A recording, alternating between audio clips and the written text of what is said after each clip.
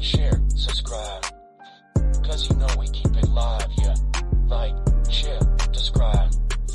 Cause you know we keep it live. You know we keep it live. Like, share, subscribe. You know we keep it live. You know we keep it like, share, subscribe. You know we keep it live. You know we keep it live.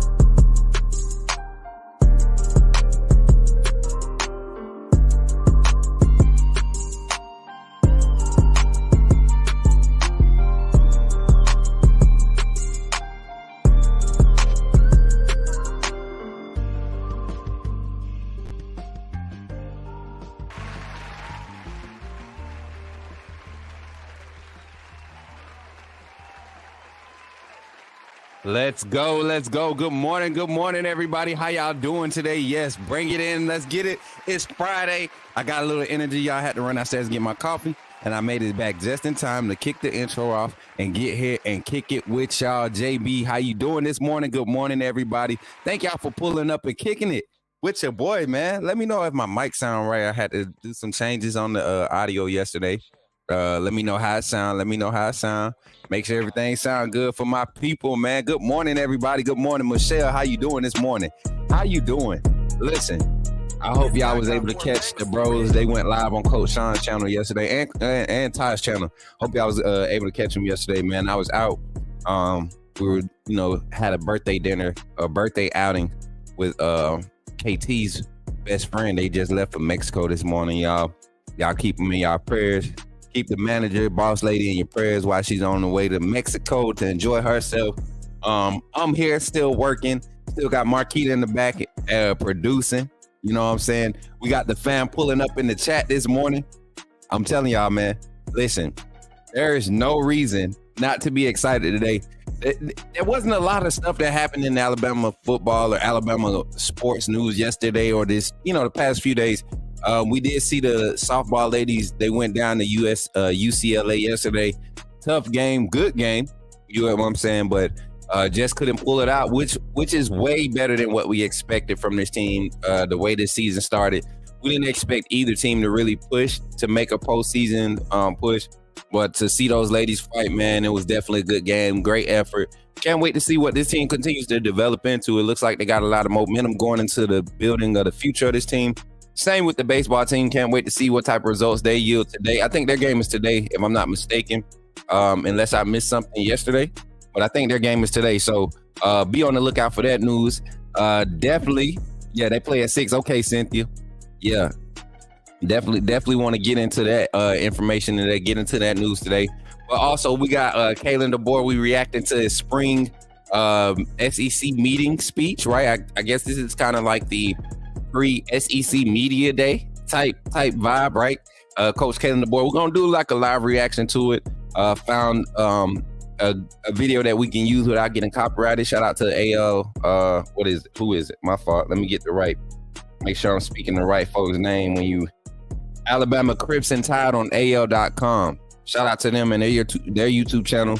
They provide the all the feeds and everything for reporting, public, free. No copyrights on it. Just, you know what I'm saying? Glad to be able to use that. But shout out to everybody in the chat, man. All the AAA fam. I see y'all Crimson Blood 22. Frank White in the building. I see you, Piano Man. I see you, Michelle. I see you, Gary. I see all y'all, man. I see everybody in the chat. Brett Sullivan in the building. Let's go, man. We got the numbers running up right now. We got 29 on YouTube, 20 on Twitter. Listen, Twitter, if you haven't already, you're tripping. I'm going to tell you right now. We are looking to give away two tickets to the hottest tailgate event that you're going to ever see, brought to you by a community of people that really just know how to have fun. At the end of the day, we got a real family, got some real vibes, and this event is something that you don't want to miss. I'm telling you right now. This outside with Coach Smook, the Coach Smook Network tailgate. This is one that I think, and the closer we get to it, I see it happening at such a larger scale in the years to come. But I feel like this first one is the one you don't want to miss because it's going to set the tone, not only for us, But for the rest of the communities out there, a lot of people are watching what we're doing. A lot of people are watching what Coach Smook Network is doing, and it's good to be a part. Yeah, man, it's good to be a part of this community, man. To be able to be a part of it is just exciting for me. So yeah, make sure y'all. I think we got 4 spots left. I think we still got 4 spots left. I didn't even check to see if they had been reserved since yesterday. I know we were talking about it yesterday. What's up, Roderick Baker in the building over there on Twitter side? Listen, if you over on Twitter, pull up on YouTube side, man. Check in, Roderick Baker. Let us know that you came over from Twitter, and you can have a chance to win these 2 free entries. 2 free entries to go to the Alabama Georgia tailgate. And I think we only have 2 names on the list right now. So still early in the season, you know what I'm saying? Still early in the preseason. Can't wait to get those tickets out and get this event kicked off. September 28, 2024, Alabama versus Georgia tailgate, sponsored by the AAA fam, Coach Smook Network, and New Generation Barbershop in Tuscaloosa, Alabama. They will be the sponsors over there. Hey, Shane, I appreciate that, man. Listen, the thing is, I won't even limit myself for this being just a Bama YouTube channel anymore. You get what I'm saying? And you send me an email, Roderick. Oh, appreciate that, fam. I gotta check. Gotta make sure I check it. You can't check in on YouTube. What's up, William? I see you down there. William Dansby just popping in. I see y'all, man. The numbers are going up. Hey, while we're waiting to get the show rolling, y'all, make sure y'all take a few minutes, just not even a few minutes, take a few seconds, about 20 seconds to share the stream, to like it. If you're not a subscriber here on YouTube yet, please hit the subscribe button. We got us close to 1,700 right now. We're almost at 1,700 subscribers. For us to have only been active for now, what? Not even a month yet. A month will be, tomorrow will be a month. So yeah, a month to grow from 249 subscribers to now pushing 1,700. I think that's more than like an accomplishment that we should be excited about.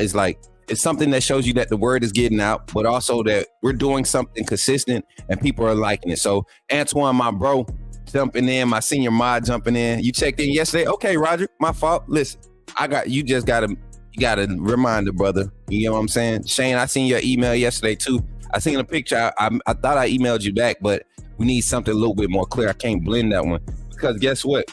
Guess what your boy got on it up to date today? So we added another piece of the puzzle. And I want to see if y'all can see it before I point it out to y'all. I want to see if y'all can see what the new picture is. I want y'all to see. Can y'all see what the new picture is? I know he probably see it because he sent it to me. Yeah, so I just added a new piece to the puzzle. And like I said, this isn't the final cut. We just gonna continue to add. I feel like the authenticity of how we're adding it makes it that much better, you know. Gets to let you know, see who's paying attention to their pictures on the banner. I like this banner though, man. I like this idea. Shout out to my moderators, my team of moderators who were on board and really supportive in us doing this. I think this is just going to promote people to join the AAA fam, get those birth certificates, and continue to support the channel at the end of the day. Continue to support the channel and the network at the end of the day. Y'all, I've had this calming demeanor about myself for the past 2 days. And it's not that I'm getting bored with this work. It's just I feel like I've stepped into something now, and I'm going back and I'm looking at my lives, and I'm like, man, we really be having a whole morning show, and I don't want to lose that vibe, y'all. Like the morning show vibe, I love that vibe. We go from football to jokes to singing to phone calls. Like we do everything over here, just like a morning show. So we're kind of changing the game of how the college football landscape is traveled or maneuvered, right? But not just for football. We're talking all college sports because we had some great news coming through. I want to talk a little Bama basketball today, right? And then I also want to look at the preseason rankings. We're going to dive into the preseason rankings again. I got to go and look more in depth. I found a better article that kind of outlines some of the reasons why these pre-rankings are set up like they are. And because we have a 12-team playoff coming up, let's do a scenario today, right? And I want y'all to have fun with this, right? Actually, I feel better. I'm gonna tell you, Dwight, I feel better. I went and I got some medication, right? And I found out that I got a crack, like my molar back here is cracked. It's cracked. So definitely gotta go get that work done. But yeah, that toothache it ain't no joke, y'all. So next week, I'll probably be down for like a day. Hopefully next week is they're saying they can get me in as early as next week.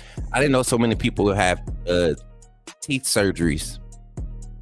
You know what I'm saying? I didn't know so many people in America have teeth surgeries.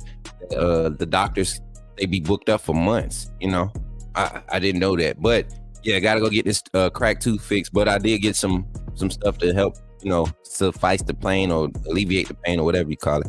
And then to move past that, but past that, y'all, we doing good. Yeah, 12-team playoff, right? 12-team playoff. We're gonna break it down based off the preseason rankings posted by 247 Sports. And shout out to Mr. Let me get the right name, Brad Crawford over at 247 Sports. He wrote up this rankings article. I think this one is more accurate. I think this is more realistic based off of the spring games. And I've watched the majority of the top team spring games, right? That's listed on this list.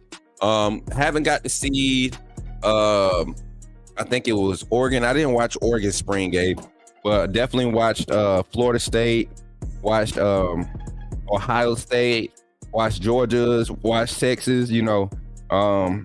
Who else they got up here? Didn't watch Michigan's, watched a little bit of Missouri's. Who else? Penn State, didn't watch theirs. Notre Dame, didn't watch theirs. Like I said, I watched Florida State's. Tennessee's, watched theirs, was definitely excited about seeing Nico. LSU saw theirs and definitely watched Miami. So those, out of those top 14 teams, I've watched like 8 of those, watched clips of 8 of those scrimmages to kind of give us a try to give us a good vibe of what this season is going to look like going into the season. So before we jump into all that, man, y'all know I got to thank all my AAA fam, man. Listen, here's the little video, y'all, and I haven't done the new one. Like I said, this is coming along great. I wanted to feature it this morning, and I'm telling y'all, I'm in my bag with this. I'm in my bag with this editing. Good morning, Mom. Good morning. Good morning. Good to see you in the chat. Hopefully we can get some folks on the phone line while we talk is preseason rankings, because I know some of y'all are going to be kind of like, okay, and that's what we deserve. But then I know some are going to be like, man, after seeing what I saw, I ain't feeling it. Piano Man 61 with the $4.99 super chat says, Roll Tide, the best is yet. Yes, the best is yet to come. And it is. So without further ado, thank you all AAA family for supporting. And this is for you all. Take it away. Welcome. First of all, I just want to say thank you for joining the AAA family. By doing so, you have committed to supporting this channel monetarily, and for that, I could not thank you enough. I'm glad that you saw fit to contribute to the growth of this network, and because of that, you will have access to all the behind-the-scenes content that we're going to be placing on this channel, backstage access to all the vlogs, VODs. We got all types of content. You will have early access to it. Also, any event that you see come out with Outside with Coach Smook or anything sponsored or partnered with Coach Smook will be preferred, and we will all make sure that we're all taken care of. This community is going to continue to grow. Don't miss out on any opportunities to network. We have other content creators. We have business owners. We got entrepreneurs. This is Coach Smook Network because we believe in networking. We want to uplift the community. So thank you for contributing to helping that mission, seeing that goal. And that's really what we're here for, right? We're here to uplift and continue to grow. So thank you for all your contributions and welcome to the family. AAA SOS.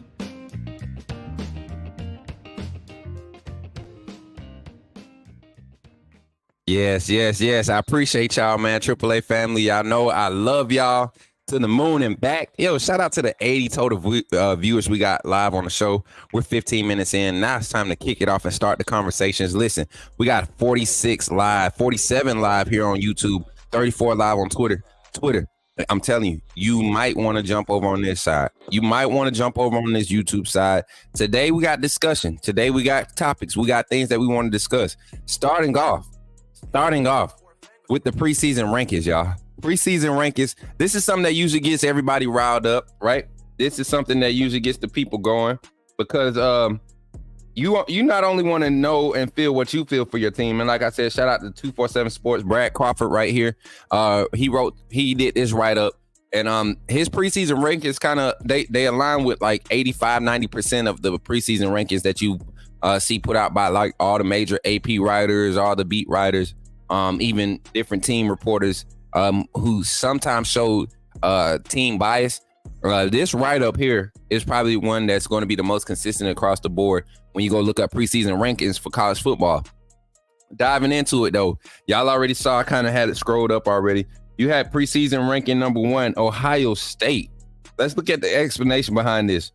Their previous ranking by most sites was number 2, but this one gets moved up to number 1 because check this out. No elite program made more power moves in terms of talent accumulation this spring than the Buckeyes.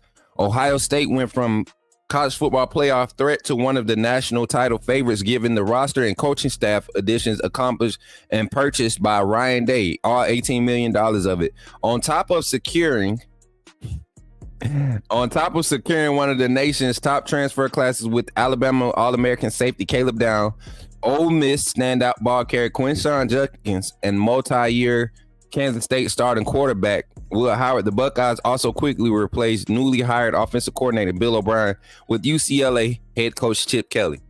Now, on paper, you write that up, it's kind of hard to argue against what Ohio State is doing, right? What they've done in the offseason. But just like us, they got to prove it on the field. And you know what? Ohio State has more favorable path to the playoffs and success as far as their season win total than anybody, if you ask me. I'm going to pull up the Ohio State 2024 football schedule. And I'm going to show y'all this mess. And don't nobody cuss me because I didn't make their schedule. They made their own schedule. Gonna dive into it right here. Let me see which view I'm gonna use right here. Probably this one. I'm gonna go back to this one. Boom. Close this out. All right, this is their official schedule, and I wish my sister Ebony was in here so she can brag about this elementary schedule. They start off with let's talk about this. They start off with 3 basically home games, right? But none of these home games are against any teams in the Power 5. Marshall, I think they're they're not in the Power 5. So you got Akron, Western Michigan, Marshall, and then you turn around and you get to go to East Lansing to play Michigan State, and then you get to come back home and play Iowa, and then your first real test is when you go to Oregon. And I don't know what Oregon is bringing back totally on defense, but their offense is going to be there. Oregon's offense is going to be solid. It's what their defense is going to be able to do, and that's probably going to be Ohio State's first real test. And this being a conference game is going to have a different feel this season. Guarantee it. Nebraska, hopefully they can put something together and put it on the field. Penn State getting preseason top 15, top 20 rankings right now. As always, what is everybody so excited about with Penn State?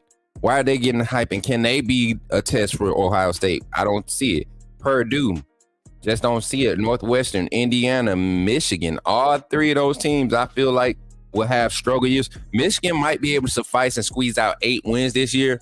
How much does that Michigan-Ohio State rivalry game play into the outcome of that game? Not very much, in my opinion. Not that late in the season. So, yeah. Preseason number 1, you got Ohio State. Number 2, you got Georgia. Listen, I don't see how they not number 1 on most preseason rankings. Probably with all the offensive production that they have to replace, they still have one of the most experienced quarterbacks in the nation right now as their starting quarterback, and they got a plethora of talent. Maybe we see a small drop off from as far as consistency last year, but effectiveness, this Georgia team is still going to be competitive. But if it doesn't click like I expected to do, I could see Georgia losing 4 games this year. I could see Georgia losing 4 games. We could dive into that conversation real quick. I know we don't want to hark on all these other teams' schedules and stuff, but Georgia has a pretty interesting schedule. I'm gonna pull it up real quick. Shouldn't take long. Here we go. So like I said, Georgia has a pretty interesting schedule. Now, when it comes to the likes of having Clemson opening up, to me that's not even however that game goes, and this is how I look at it. And it's not a win-win for Georgia. If Georgia beats, good morning, Ebony. She said, I'm here. Please look at OSU schedule the past 5 years. OSU finally has an easy schedule that's coming up. Yeah, finally. Just look at our no, Ebony. Like, I don't think y'all's schedule has been top 10 strength of schedule. Ohio State hasn't have a top 10 strength of schedule in the past 20 years or some crazy junk. Like they skate by. They skate by. Especially when the real season pop off, when everything pops off after week 4 and teams have started to identify themselves. Yeah, it get real easy. They have an easy schedule every year. Yes, every year. Every year. Tell her, JB. You know, tell her. But she ain't got to worry about that no more. She gets to be at Bama where everything is an easy schedule to Bama because we're just that good. So it doesn't matter. Anyways, but back to Georgia, man. Clemson is a team like if Georgia beats Clemson, we expect it. If Georgia struggles with Clemson, week 1, you don't think too much of it, right? If they struggle and they beat Clemson, you don't think too much of it. Clemson's getting better. Georgia's that good, right? That Clemson is getting better. That's the narrative that will be pushed. Now, think about this though. If Georgia goes into Mercedes-Benz Stadium, the first game of the season, right, in their hometown or their home field, right, like they like to claim the state, the dome or the state, the city of Atlanta, even though they've lost more games to Alabama than they've won any games in that city, right? As of recent years, that's crazy. Georgia has lost more games in the city of Atlanta than they've won, and they're the state. That's crazy. But they've lost more games to Alabama in that stadium or in the city than they've won for their team. That's crazy. So you got Clemson. If Georgia loses to Clemson, that's not a good look for them. That sets off their whole season the wrong way. You get to go home and you get to rebound against Tennessee Tech, right? Kentucky, you got to go to Kentucky, but then after Kentucky, you get a bye week, and then you got to come to T-Town. After losing, if you lose to Clemson, that's not going to be good. You know what? But honestly, that's the type of loss that Georgia would need in order to have that crazy type season. Knowing that you can lose 3 games this year, I think the mentality is not to lose more than 1 now. Instead of to try to go undefeated, is not to lose more than 1 for a lot of teams and coaches with realistic expectations. Like, if we can get through these games early and get to some of these big games and win early, I think that sets us up to keep from losing more than 2. And then guess what? I think this is so disrespectful. I think this is like the 2nd or 3rd time that this has happened with Auburn. Somebody major Power 5, SEC, somebody has scheduled Auburn for their doggone homecoming. Once again, Georgia's done it to them. October 5th. Ooh, Georgia, please don't lose that one. Please don't lose that one. Mississippi State comes in. Then they go to Texas. UT, the Georgia-Texas game. Hopefully, if both teams are healthy, I think Texas might be the favorite in that one. Florida, blowout. Georgia going to blow them boys out. Ole Miss. And you know what? If Florida puts something together this season, Billy Napier deserves Coach of the Year. If Billy Napier can squeeze out 8 wins with Florida, he deserves Coach of the Year. Tennessee, you get Tennessee coming in to Sanford State, UMass, Georgia Tech to end the season. I'm telling y'all right now, I could see Georgia losing. Tennessee might come in and beat Georgia. Ole Miss at Ole Miss, right? That might be a different game than it was last season. I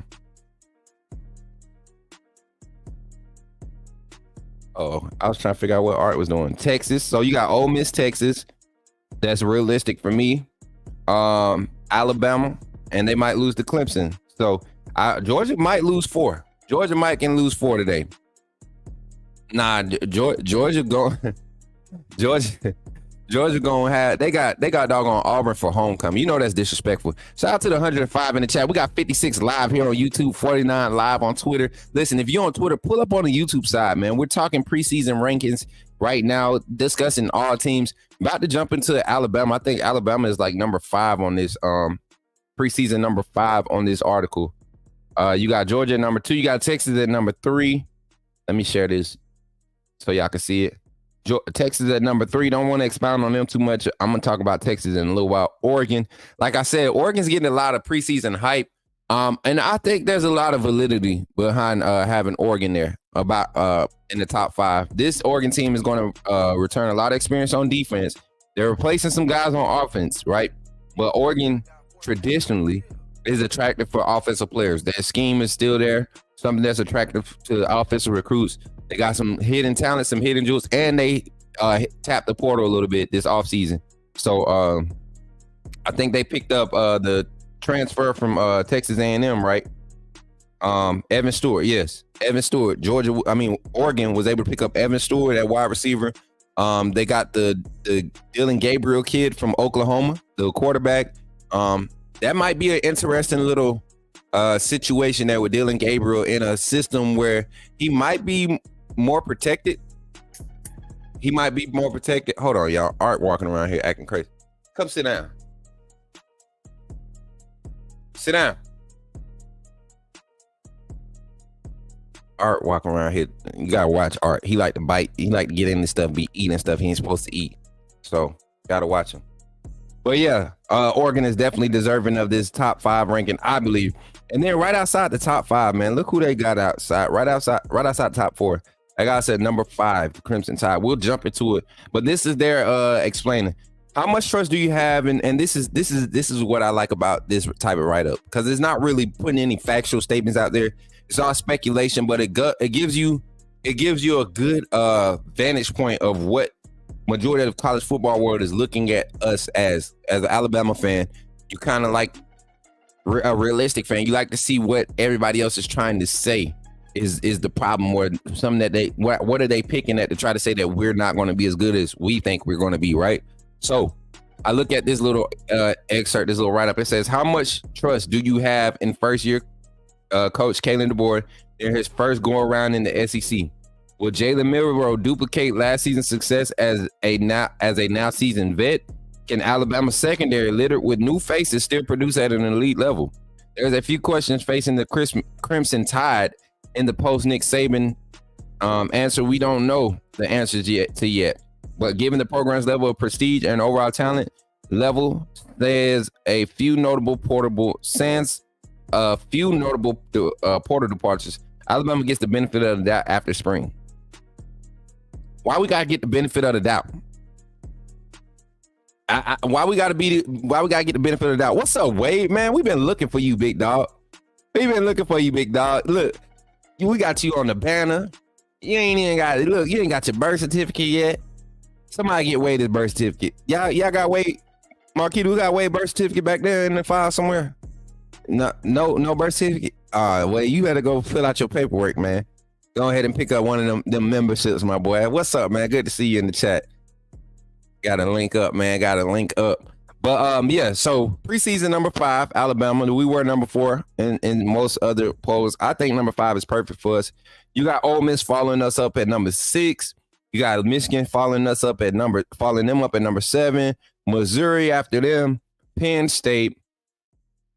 Notre Dame at number 10. I don't know why Notre Dame continues to get like this preseason hype year in and year out, and they come in and they just get mollywop, like bad every year. Florida State coming in at number 11. I think that Florida State is going to surprise us and possibly pull the ACC outright. And this year they're going to get a lot of respect because of how last year ended. But I don't think they go past the first round. The ACC is so weak and so trash this year. I don't think Florida State has the opportunity to prove themselves as a dominant team. They have a lot of players, right? They got a lot of talent over there at Florida State. They got a lot of Bama players from Florida State. It was almost like somebody said in chat. It was almost like watching Bama spring game with so many former Bama players' names being called on Florida State's roster. So, but yeah, after them, Tennessee, right? Nico, I can't wait to see this young man. I'm excited, even though he plays for that burnt throw up orange team. I can't wait to see a talent like him get on the field at the college level. LSU, I think LSU is going to surprise a lot of people. They're going to ink out maybe 9 wins this year. I don't see them being like 11 wins, 10 wins, 9 wins for sure. I think LSU with Brian Kelly and now they got the defensive coordinator from Missouri. Y'all saw how Missouri's defense played against Georgia last year. That defense looked good. You put that type of coordinator in at LSU, you might have a problem with that LSU team. Miami comes in at 14, and number 15, Oklahoma, coming into the SEC for that first year. So yeah, Ebony Carter, I want everybody to screenshot that right now, because I don't think Ohio State gonna be in the Natty. I don't think Ohio State is in the Natty, and we're gonna do like a semi playoff bracket today. We're gonna talk preseason rankings, and we're gonna do a semi playoff bracket, and then I want everybody to weigh in on it. We're gonna, while we're on the phone calls. So phone calls today, you know what I'm saying? Take your time. Let's talk. Because I want to set something up. I just got an idea. Shout out to Ebony for the spark, the idea she sparked in my brain. Because yeah, it's gonna be a vibe. All right, so check this out. We got the poll going. If y'all haven't went to the poll and gave y'all answer today, the poll question for today is, what's the win total for Kalen DeBoer to be successful in year one? As we break down the preseason rankings and the schedule, right, and look at some of these games and weigh it out, a lot of you all are sitting at the 10 win mark for it to be a successful season, right? 35% are saying 12, and nobody's hearing that 8 wins crap that everybody else on the outside is talking about. So I'm liking that energy. I'm gonna leave this poll up for like 2 more minutes, y'all. You got Bama 10-2, Shane B. Oh, where are your 2 losses at? Talk to me. As a matter of fact, call in. The phone line is now open. Hold up. Wait, no, it's not. I lied. Let me get to the right line. Let me get to the main line so I can tell y'all what he want. All right. So yeah, let's talk. 10-2 for sure, Jarvis. You think so? 10-2? Y'all think we're going 10-2? Give me the 2 losses. And we're going to jump into that schedule. We're going to jump into that schedule and talk about it. 10-2. I'm seeing a lot of 10-2s. 11-1. Wade's World say 11-1. Gary Bama saying 11-1, 12-0. I have us going 11-1, but really we going 12-0. I'm right there with you, Kinesis. Bama will lose 2 of these games. UT, at LSU, at Oklahoma. Shane B, I think you're really underestimating the coaching staff and the type of coaches we have. If you think they're gonna go and lose 2 out of 3 road games, this is Kalen DeBoer has the highest winning road percentage of all the active coaches right now. Highest winning road game percentage against top 25 opponents. Put it like that. Highest win percentage. 2 losses where UGA and Tennessee is what y'all feelings. 2 losses where UGA and Tennessee is that y'all feelings. Nah, I don't know if they feeling that. I know he just said UT though. I could see UT being a tough game for us. 12-0 goal, 11-1 at best, 11-1 at worst for me. We beating Georgia and losing to Missouri and Oklahoma. Ooh, that's ugly. You think we losing to Missouri? Oh Lord. You think Ryan Williams has a solid freshman year? Man, we talking records. What? We talking records. We ain't talking stats. We talking, let me stop. Listen, phone line is open. 334-625-1121. Call in. Let's talk this schedule. Let's talk our preseason rankings. They got us ranked at number 5, preseason number 5. To me, my take on it, I think it's fair. I think it's the perfect spot. Honestly, y'all know me. I'm the type, I feel like your resume is better if the lower you start at the beginning of the year and the more expectations you exceed, the better it is for your resume, right? So if Alabama starts off at 8, to start the season off, and we have a week 4 game against Georgia and they're number 2, right? 8 versus 2 or 6 versus 2 at that point in time, or 6 versus 1. We win that game, that really puts us in the driver's seat for a good part of the season where you want guys to have that type of energy, right? What's up, Nicole? I see you. I see you in the chat. We beat UGA. We're not losing any games, just my opinion. JB, I think I'm right there with you to a certain extent. I think we beat UGA. That kind of sets the tone, right? But we beat Tennessee in in Neyland Stadium, that's the one that sets the tone, and I think we go undefeated from there. We beat Tennessee, and Tennessee is not that they have such a complete team. It's just that they present the most mismatches for our defense. I feel like that'll be the first true test for our defense. Georgia's going to test our defense too, but they're going to help us by keeping everything in the box kind of like we want it. Because the moment they try to get outside of themselves and try to put everything outside the box and lean on that pass game, that's when you're going to see Carson Beck's weaknesses, right? You're going to Jarvis says beating Tennessee won't be hard. Look, all right, man. I'm telling you, this Nico kid, by that week, that'll be like his 5th or 6th game. He's going to have an idea of what he wants to do with this offense, you know, and how we dial up the pressure on him is going to be key to how successful that game is. No phone calls today. Somebody call Uncle Jay and Zach, tell them we on. I don't think they got the notification. Smook, the only game I truly feel nobody's going to talk about is the Missouri game. That's the trap game. I don't think it's a trap game as much. I just think Missouri just doesn't bring back what everybody's assuming that they're bringing back defensively. And we got a call on the 9334 on the line. Call from. To accept, press 1. To send a voicemail, press 2. I didn't hear that name. Let me see. We're going to get him on the line and see who it was. Let me start the music. Yo, what's up? You on the line with Coach Smook. Who on the line and where you calling from? Man, you already know. Long time no see, Smook. This is what Tonyo, man. Tonyo, what's up, man? Look, you got a lot of background noise, man. Where you at? You at the factory? I'm at work. My bad. I just thought I could get a call in, but I'm glad I can't. I know I can't now, but I'll call in a little later. Listen, my fault, man. Listen, if you could step outside or something, and because it's a lot of noise, like we can barely hear you. Okay, let me try to get my mic. Okay, I'll call back. All right, man. I appreciate you. No problem. Yep. Yeah, that's my cousin Antonio, man. Look, that joke he said he gonna call in. He be at work tuning in, y'all. Be dropping stuff off the line, man. The folks gonna get him. He be, hey, Cuzzo don't care though. He be trying to tune in. I ain't mad at you, but keep that job, Cuzzo. We want you to keep that fan. We want you to be on that trip. We're gonna keep that birth certificate. Short meeting today, back to tune in already. Thank God. That's what's up, Antoine. We're glad to have you back. We talking about this schedule, man. We talking about Alabama's preseason rankings and kind of how it ties into the schedule. You know, a lot of people, these games that's being highlighted, and I'm gonna end this poll here because I got another poll I want to see. I want to see where everybody's mind's at when we talking about our Crimson Tide football team. In that poll, I'm gonna bring out a screenshot up of the results. Here we go. So, first topic of discussion. What's the win total for Kalen DeBoer to be successful in year one? Let's talk about it. What's the win total for Kalen DeBoer to be successful in year one? 10. 66% of you say 10. 33% of you say 12, and 0% of you say 8. There's no success in winning 8 games. I don't believe that is. You see Bama win 8. I think all of our emotions take a hit, right?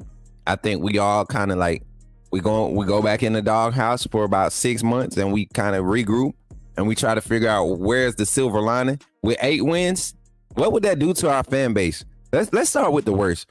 What would 8 wins or 8-win season do to you as a fan? Give me some comments in the chat. This is something we need to clip. Wait, what'd she say? Listen, I listened to that. Listen, I listened to that song yesterday. And if I had to rank it in my top 10 songs, it would be ranked at like 107. All right. That Wonderwall, it's not a bad song, okay? It's not a bad song. It's just, it wasn't fitting for the moment. Like, it just seems so lucid, you know? If that's a word, lucid, that's what it feels. It feels very lucid. I would still back Bama no matter what, but an 8-win season, it would get the bandwagon fans out. Oh yes, 100% the Canese. Listen, an 8-win season, I would have so much ammo for my fair weather fan report. Y'all know we do fair weather fan report during the season, right? Fair weather fan report. I want y'all to be aware of this too. So when y'all name come up on the If y'all didn't come up on the Fair Weather Fan Report this season, it's because you've been caught in the act of being a fair weather fan. Now, there's nothing wrong with complaining about bad plays, reacting to bad plays, all that type of stuff. But if it's the second play of the game, and quick story time real quick. I used to be in a group text, right, with some other panelists on another show, right? And I got so irritated last season because yes, our O-line did not look good, but this is like the second or third play of the game.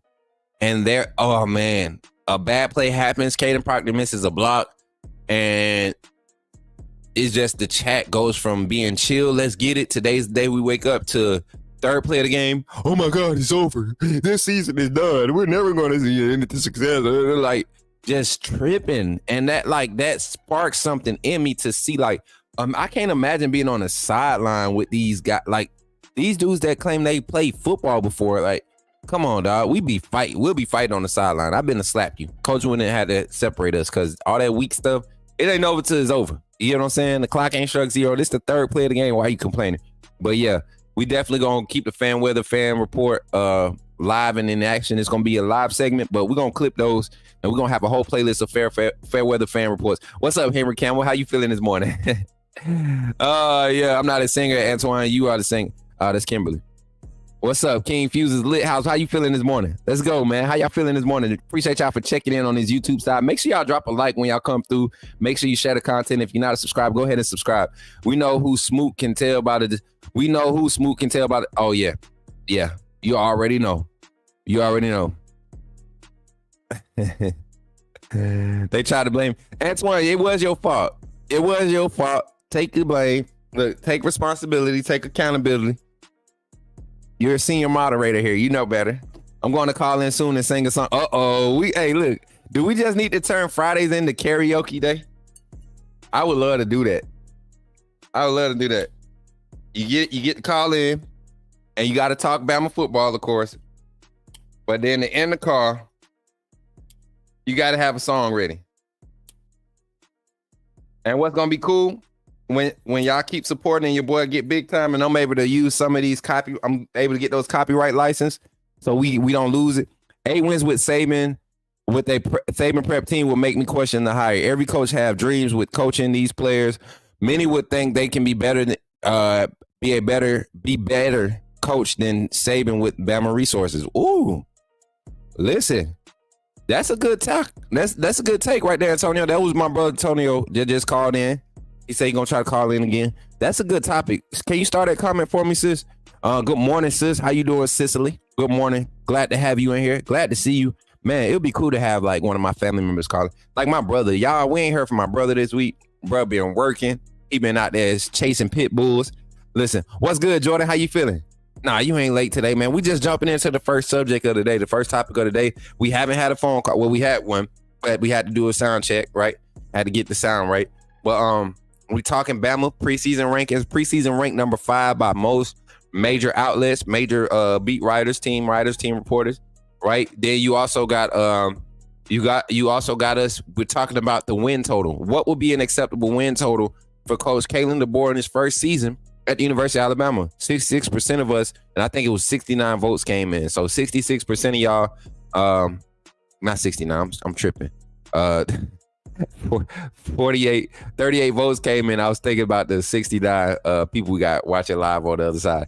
But we got 66% of y'all saying that 10 wins is good enough. 33% of y'all saying 12 wins is going to be the mark that's going to determine if this is a successful season. And nobody believes eight wins is successful, which is great. And Antonio made a point a second ago saying 8-win season with a Saban prep team, like a roster that Saban left you. And mind you, we took some hits. with a lot of starters from last year, and not even, you know what, if you look at the roster right now, let's be realistic. Let's look at the roster. If you look at the roster, you lose your full secondary, right? That's tough to replace. You talking about minus one spot, Malachi Moore. He's the only returning starter in the secondary. But you get your inside linebackers back on the defense. You get your interior defensive lineman back. And you got, your D-line, I don't think you really tripping about the D-line. So on the defensive side, you're only replacing four guys. You're only replacing 4 starters on the defensive side. I mean, you replace Chris Braswell and Dallas Turner with Quindare Q-Rob and Keanu Cole and Yanzi Pierre and Quay Russo. Like, you're not losing anything. Shout out to Goof. Goof Ball is in the chat. Goof is in the chat with the Happy Friday AAA $15 super chat. Appreciate that super chat, my boy. Appreciate that for real, man. Roll Tide, man. Much love. I'm telling y'all, but for me, I think this team on the back end, that's probably the biggest worry. But I feel like we addressed that issue. Deshaun Jones, King Mack, Damani Jackson, Keon Sabb, Cameron Howard. All 5 of those guys are quality talent added to the depth of this room, right? Added to the depth, and you got young talent, 5 stars, Mincy, Brown. Those guys are day one ready. Red Morgan has stepped up and become a key piece and a key factor to this defense. Then you got experience that's already here. Devontae Smith. You got Malachi Moore right there on the back end. Just the secondary has shaped up personnel-wise on paper is starting to look better. Look on the offensive side. Starters, you got left guard to left guard, center, and right guard. All maybe not started together last year, but all were starters last year, right? Parker Brailsford was a starter in this offensive system, this exact system last year for your Washington, who just played in the national championship. Then you got the 2 best guard tandem, and we're going to talk about tandems and trios today on this team. Who's going to be the best tandem and trio? We're going to talk about that today. But one of the tandems that we will be talking about is our guard tandem, left guard and right guard, Booker and Roberts, right? You look at the right tackle position, you got Wilkin Formby, who's the projected starter right now, second year in the program. Could have played last year. Could have been one of those guys that rotated with Caden Proctor. Glad he didn't, because it definitely helped with his growth. Wanted to put a little weight on it this past season, was able to do that. Still has the mobility, has athleticism that you want to see at the offensive tackle position for this scheme. Then you go to the left tackle position, you bring back Caden Proctor. He left Bama, went to Iowa, came back. He's back. You know, you see him slimming up. You look at Naquil Bertrand, you look at Mark Vanderham, you look at Elijah Pritchett. A lot of competition going at the left tackle position.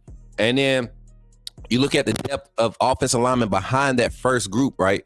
Rock Montgomery, Casey Poe, Miles McVay, Joseph Ionota. These are all names that we should be excited about.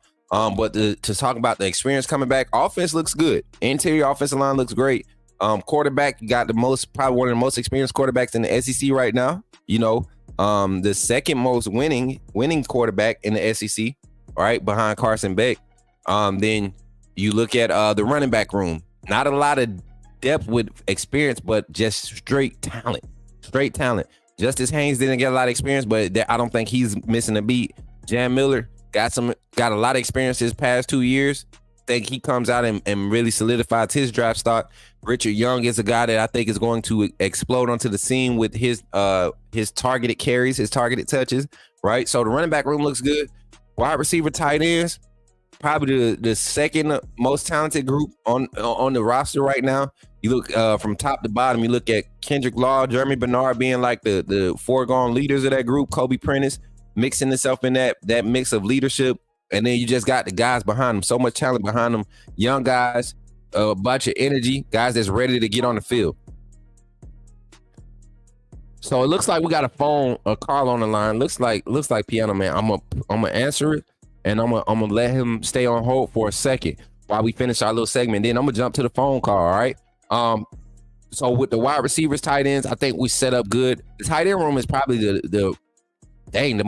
probably has the most quality, if we be honest. You look from top to bottom, CJ Dupree, Robbie Oops, Danny Lewis, Josh Cuevas, and then you add Ty Lockwood, Jay Lindsey. That's 6 tight ends right there. You don't worry about their blocking or their ability, their pass catching ability in the passing game. So I think this team returns a lot more than what we're getting credit for. We did lose a lot. You know, James Brockemeyer. You got who else did we lose? Curtis Perry. We lost, it wasn't Pritchett. Who was the other? Terrence Ferguson, we lost on that offensive side. Roydell Williams went to Florida State. Jace McClellan went to the league. Malik Benson missed the drop season, went to Florida State. Isaiah Bonds, Amari Knee-Black. A lot of names, a lot of big names that played a role last year that helped us get to those 12 wins that we was able to achieve. They're gone, right? but they're not in the same system. This is a whole nother system. So now we get to see new guys be effective in the new system. Defensively, the back end is pretty much all you're replacing because I feel like we've really restocked at the front seven. So let's dive into the phone call. What's up? What's up? You on the line with Coach Smook. Is this Piano Man, my brother? The one and only, have no fear. Piano Man is here with Coach Smook with a mean right hook. Yes, sir. Slide me 10 and I'll say it again. Yeah. What's good, man? How you feeling this morning, Piano Man? Man, I'm doing okay. Man, you know, y'all, I want to thank everybody for their prayers. We will be burying my children's mom tomorrow. And but thank you for your prayers. My kids are fine. Yeah. They're doing good. And so I want to thank the AAA family for their prayers. And then Coach Smook, before I go any further, I got to thank you, brother, because, watching this show every day has been therapy for me. Along, you know, I don't leave God out of anything, but you're a godsend, and this family is a godsend. So, man, but now let's get on with the business. Yes, sir. AAA family, y'all give it up for yourselves too. It ain't all about me. This family is a family for real. This is what we're supposed to do. But yeah, let's get to it, man. We talking schedule today. We talking records. You saw where they got us preseason ranked number 5. That to me, that's good. We can dive into the schedule today. You see everybody, the votes came in today. A lot of people are feeling a 10-win season is a successful year, 10-2. But a good group of us, a good group of us, and I'm gonna say us because I'm in that 33% that says 12 wins is obtainable, and to me, 12 wins is a successful season. We just won 10 games last year. I feel like we got a better staff and a slightly better roster for the schemes that we're running. I think 12 wins is obtainable, and I think that's a successful season. Give me your take on the win total, and then we can jump into the schedule. All right, the win total. Brother, I am in the 33%, 12, big dog, 12. Now, why do I say that? I'm looking at the schedule with it in my hand right now. Now, the way it's set up, we've got 2 hard games back to back, or supposed to be hard. Let me say it that way. Wisconsin and Georgia. But like you said yesterday, and we forget, and I was waiting on you to kind of say something about it, but you didn't. Alabama in bye weeks really don't lose much. We don't lose that many times in a bye week. So it's ironic that we are having a bye week when we get ready to play Georgia. That plays into our hands. So with that being said, 1, 2, 3, 4, by the time we get ready to play Tennessee, I believe we're going to be 6-0. 1, 2, 3, 4, 5, 6. And then by the time we get through beating them, we'll be 7-0. So that person had said that we sleep on Missouri. We're not sleep on Missouri. They're just not on our radar screen yet. WKU is on our radar screen right now, getting everybody healthy, getting everybody on the same page. It's on the screen right now. So I believe 12 is attainable. Then the other part that has to play into that as far as the scheduling goes, and when you put in roster, we got to watch our injuries. We got to make sure that we're good there. That's the importance of the depth. If someone gets injured, who can we plug in? Who are we going to plug in that's going to be just as powerful or at least halfway as decent as the guy that you're filling in for? So we've got a lot to look forward to, but I believe 12 is the magic number. Yeah. And I'm gonna echo something that you highlighted. So this is somebody just asked about it. Well, you said it, and they kind of established a statement that I wanted to reiterate. Under Saban, bye weeks, Alabama bye weeks, I think they were 38 or 34-2 during his tenure, 36-2, something like that after bye weeks. And this is before that, going back to before they had 2 bye weeks in the regular season. The double bye week in the regular season came, I think, 2009, 2010. So he only had one season where he only had 1 bye week. And Saban has never lost with a 1 bye week season, right? The 2 bye week season is what got him. And usually those second losses came the week between your SEC championship, and the playoff game. 3 of those losses came in the first round of the playoffs. So I think people need to realize this. It's not necessarily who's doing it. It's the type of coaching. You go look at Kalen DeBoer's record post-bye week during his time at Washington. Never lost. Fresno State, he had 4 total losses when he played a full season. 4 total losses. None of those losses came after a bye week. So I think the mentality kind of carries over. And we're not factoring in the fact that Kalen DeBoer is operating at a level, a Saban-like level with his coaching and his structure, but he didn't have Saban-like talent or assets available. So I really think that 12-win mark is obtainable. Go ahead. And Coach, I want to catch a ride with you right there about Coach DeBoer. Mm-hmm. I've said this from ever since I've been hooked up with AAA with you, Coach Smook. This man did more with less. That's the part that I can't get out of my head, that he did more with less. He went all the way to a national championship game with less talent. Now, that's not to take anything from Washington. You saw what I saw. He did it with less talent. Coach Saban, on the other hand, left the cupboard not bare at all. As a matter of fact, he left it full. Yeah. So we lost Caleb Downs. So we lost Roy Dale and a couple of other Isaiah Bond. But wait a minute. They're just one player in different places. And then, like, when we lost Black, the tight end, we got to remember Black was not the only tight end that was playing. So that's the way that I look at it, is that, okay, let those guys go. They left because they wanted to leave. Right. But we're filling in. We hit the transfer portal. We got King Mack. We got Malachi Moore. That's just the defense. We still have the O-line in place. The D-line in place, excuse me. Got both linebackers. And then we brought in more. I'm not even sweating that part. And then the number 2, I'm going back to Coach DeBoer. He did more with less. So just think of his mindset and the schemes that he have, especially on offense. This time he can do more with more. And this is all I'm saying. This is a topic that's in the chat right now. Antonio, you on fire this morning. He says, "Do you all think our team leadership is that strong for a 12-win, basically a 12-win season? I hope y'all are right. I just think the team is very young, and it will be some teachable moments, and Saban welcomed them. He never wanted to waste them." This is my response to that. I think this is the perfect time to have a team that you can really just let loose with so many young guys. You want them to get out there and get that experience and get in those teachable moments and give them opportunities very early and often to respond to those opportunities, to those moments early. So I could see a deep rotation Western Kentucky game. I could see a deep rotation during the USF game and the Wisconsin game and the Georgia game. I could see like this staff really laying it out there, rolling everything out like they want to do.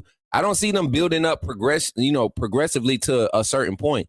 I feel like they are confident enough to be calling their set plays. Game plan is going to change, but as far as depth and what they're going to use is unimaginable, because they have never had this much talent in front of them. We had access to this much talent. So for that to be something that's an experience for them, the staff is going to go through growing pains too. But in the midst of those growing pains, I don't think you have enough talent surrounded around the University of Alabama or outside of the University of Alabama to really just take us out of games. Like you would need some catastrophic things happen. You would need Milroy and Simpson to go down. We're on 3rd string quarterback, 4th string running back, 3rd string offensive tackle. Like that's when you would see like a breakdown at Bama. That's when, but talent wise, you could really have a horrible coach with this roster and still go out there and win 10 games, 11 games.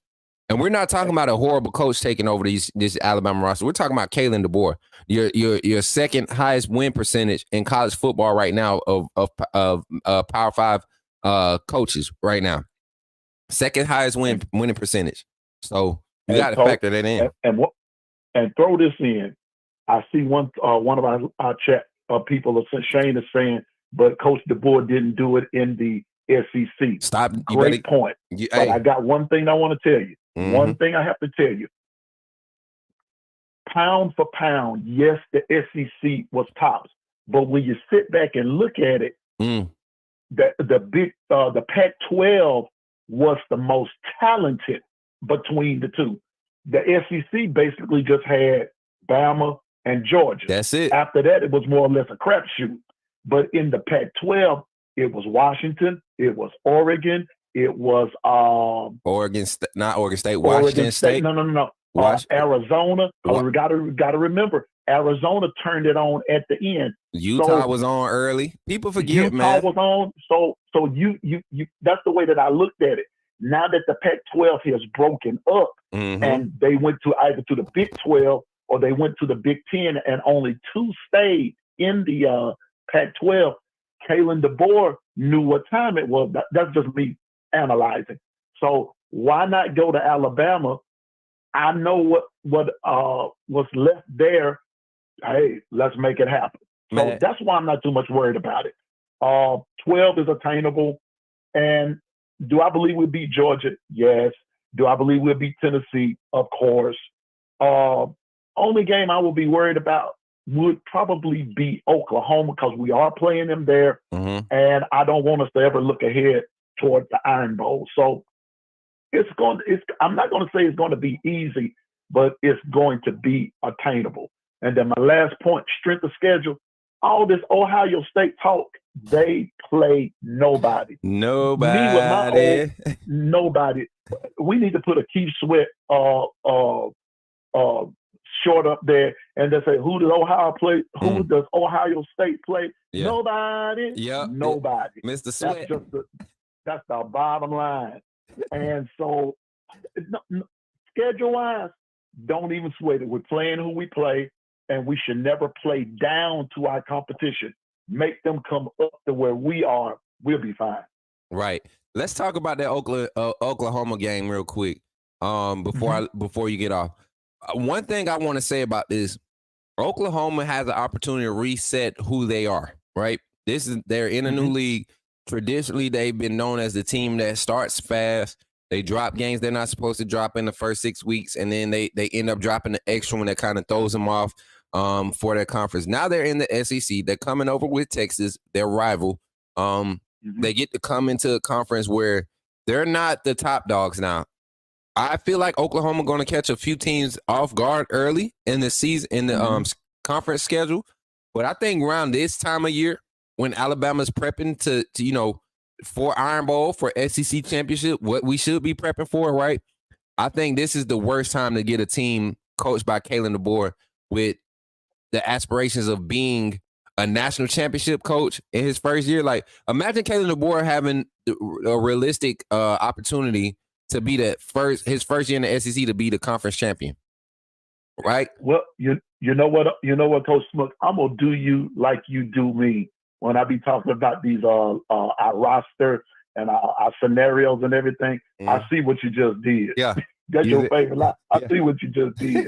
What you just said was, by the time we play Oklahoma, which is going to be November 23rd, by the time we play Oklahoma, you got to remember now, Oklahoma will have played, I'm going to start at the 21st of September. They will have played Tennessee, Auburn, Texas, South Carolina, Ole Miss, Maine, and Missouri. There's going to be some losses. There's going to be some beat-ups in there. Alabama, on the other hand, by the time we get ready to play Oklahoma, we will have played Mercer, LSU, Missouri, Tennessee, and all the rest. So if we get into that groove, by the time, like you said, playing a Coach DeBoer-led team, and we're in a groove right there, I'm with JB. We'll beat Oklahoma by 20. Man. I'm going to say this. We'll beat them by 20. Trust me on that. Yeah. Because of the groove, the flow that I predicted we'll probably be in by then, barring injury. Like you said earlier, some catastrophic event that both Milroe and Simpson went to Mars or something. We should be fine. All right. But like I said, let's deal with Oklahoma right quick. Biggest question that they're going to have is, will their quarterback be up to par because that the dude that they had left and went to Oregon. Yeah. So we got to look at that. We have to factor in that transfer portal didn't just hurt Alabama. It hurt a lot of teams, but it just hurt them in different fashions. People just look at us with it because of how many people left, but they're not looking at the quality of what left. I looked at Oklahoma when they lost Gabriel and sent him and he went to Oregon. I look at quality. So that's the way that's going. I'm not too much worried. 12 is attainable, and let the chips fall where they may, brother. Yeah, and I'm looking at Oklahoma's roster right now. I think they're going to have a solid quarterback competition, but I don't think they're going to be confident in their quarterback decision going into the season, right? I really don't think so. I think they possibly, struggle a little bit early on. But they probably won't drop as many games early on, but they're going to struggle. And that Casey Thompson, Jackson Arnold battle is not going to end. But by the end of the fall, Casey Thompson to me is probably going to end up being the guy if they don't just have a set like an offense that's humming like what they used to. What's up, Kristen? I seen you pop up in the chat. Content design manager right there. But yeah, Jackson Arnold, Casey Thompson, that's going to be one to watch. And even in their running back room, man, they don't have any guys that you just they pop off the screen at you. Young guy Javante Barnes is over there, but how deep in the rotation is he right now? Brett Venables is a guy that depends on experience and veteran leadership, right? That's what he tends to want to put on the field. So Oklahoma has a lot of questions to answer. And by the time they get to us, they'll have them answered, but will they be at the stage or at the level to be able to compete with a team like Alabama, who I'm assuming, not just because I'm a fan, but barring any injuries or major setbacks, I think this team is going to be humming around that time. Somebody said, K-Spray said, hey, Coach Smook and Piano Man, how would Coach DeBoer handle large halftime leads? Saban always piled played starters the first or second series of second half. All right. I'm going to let Piano Man answer, then I'm going to answer. So he's asking, because they want to hear your voice, big bro. He said, how will Kalen DeBoer and his staff handle large halftime leads? I think we're going to learn. I think we're going to learn early, first of all, but go ahead. Coach Smook, I got a bad feeling about this here. I've got the feeling that Coach DeBoer is going to pour it on. I just have the feeling. And why? We're deep. We're deeper than advertised. I'm being honest with you. We're deeper than advertised. And when you have we always talk about the quarterback battle between Milroe and Simpson and everything. If we get in there and get like a 30-point halftime lead, and you bring Simpson in, that might be 30 more points right there. You got to remember, this man is an offensive guru. He's an offensive-minded guy. He's not going to pull the brakes. Right. Whereas with Coach Saban, he was more of a defensive kind of guy. And so he put the game like that in his defensive hand. And let's go back to history. Sometimes when he did that, that came back to bite us as far as point differential was concerned. Yep. With this coaching staff and with this offensive mind, halftime lead is going to be like a first quarter game. And I believe that when you even put the second teamer in there, whoever the second teamer may be, it's going to be all systems go. So I don't think he's going to let up any. I don't think there will be a let up or a let down. I think he's going to let it on. And then, Coach Smook, I say this in closing, then we're going to have to, when we get the piling on the points, then we're going to have to deal with these folks saying, y'all didn't have to put that many points on the board. Where's the bad? So we're going to be darned if we do, darned if we don't. We're going to be darned if we win. We're going to be darned if we lose. If either way it goes, being an Alabama player, being an Alabama fan, just being associated with Alabama, we just going to be criticized either way it goes. But I'm here for it. Yeah. So I hope I just want us to pile it on. And when we leave a game, that team, the opposing team leaves a game, I want the Alabama to beat them so bad that opposing team will question why are we even a football team? Can we finish the year? So I'm going to say this. I'm right there with you. And I feel like because of this mentality by Coach K and the board, he doesn't. So at this level, you're at the college football level. You're in a Power 5 conference. You're at one of the most prestigious schools. Teams go and recruit players to try to beat your team, right? They don't just recruit. Right. They don't just recruit first team. They don't recruit first string guys. They recruit players, right? They recruit depth to try to beat your team. So why would I put my players that I recruited to create depth and value for my team? Why would I put them in the game and limit their development in a moment where they can literally be playing against somebody else other than their teammates in practice where it's going to count and build value for them and the team?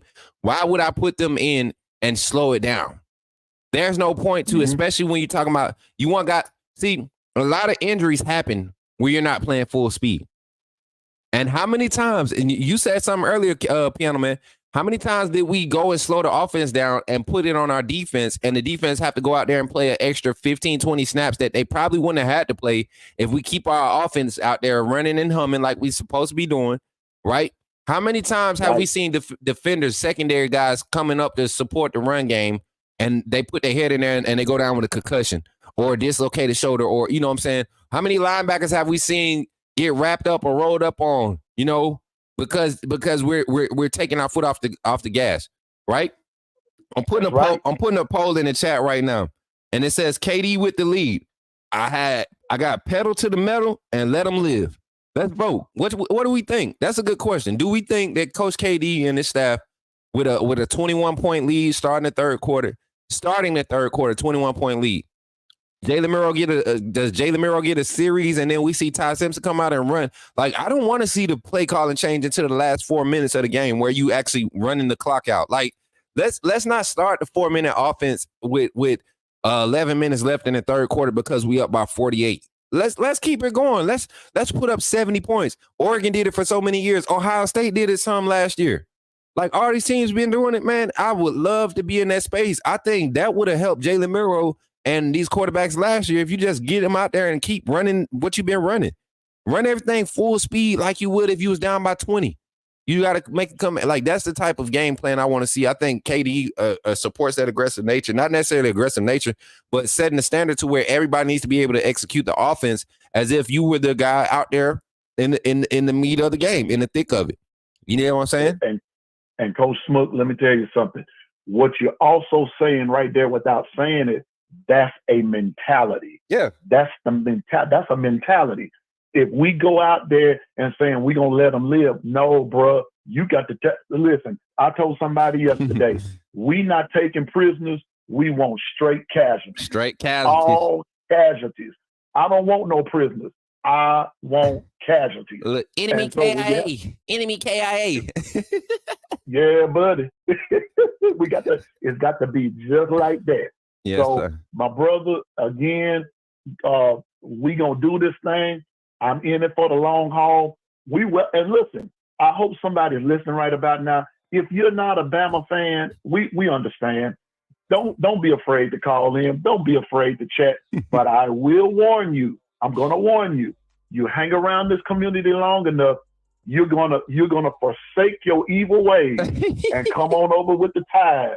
And man, and you're gonna find out it's all about the business over here in this AAA family. We all about business.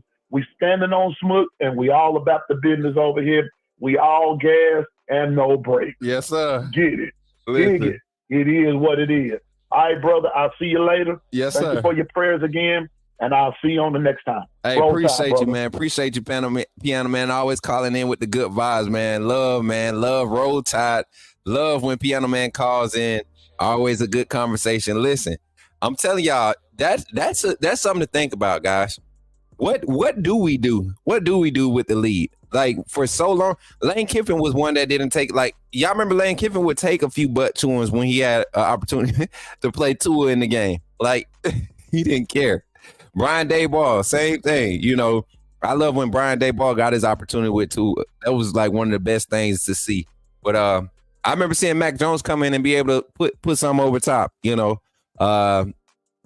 Man, I'm excited. I'm excited to see what this team does. I think there will be early opportunities to see a lot of young guys. I want to see Daniel Hill get some carries early. Hopefully we can get Kevin Riley in on some games, get him some good touches early on, so we don't have to burn his red shirt. You can play. I think you can play in 3 games.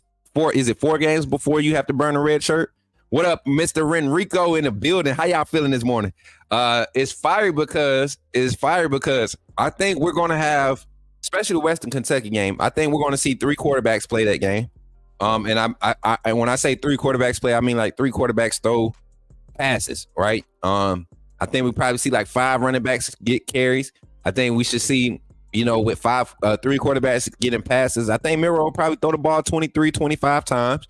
Ty Simpson to get 10 to 12 attempts. And then what's that? That put us at 35. Probably give the third string quarterback 4 or 5 passes. So you talking about 40 pass attempts. That's an opportunity for maybe 8 or 9 guys to get a reception, right? On that offensive side. But then defensively, man, we keep talking about offense. Defense, I think that's where we're going to start seeing the depth. I think we're going to see early on how deep this team is going to rotate, especially in the front 6, front 7. I think I really believe this is a team that's equipped to really rotate that deep into our lineup. But phone lines are back open. Jump on the phone line, 334-625-1121. We're talking Alabama preseason ranking. We're talking Alabama schedule prediction, record prediction for the season. We're diving into the conversation.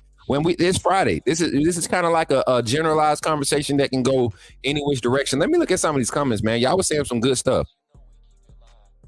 Lane Kiffin can't wait for Alabama to play the first game on August 31st. That's West Kentucky. We need 35 points by halftime every game. Not necessarily, Antonio. Oh, yeah, that's the statement I want to see. So Antonio was saying, hold on. Jason Jackson said something fire, too. He said Daniel was the only reason LSU was able to compete with Bama the last 2 years. He's going now. Georgia don't have the playmakers like Bauer and 84 McConkey, right? I'm not worried about them. Listen, I don't necessarily think Georgia is going to try to. They're going to take their time, not necessarily take their time. They're going to allow somebody to emerge as their offensive threats, right? Solid running back room, solid offensive line, experienced quarterback. Carson Beck is a more polished and a stronger arm Jake Fromm. And we saw how Jake Fromm kind of just had his way during his time at Georgia in that limited offensive play calling style. We saw Jake Fromm have his way until he got to the meat of the schedule against teams that can match up talent-wise.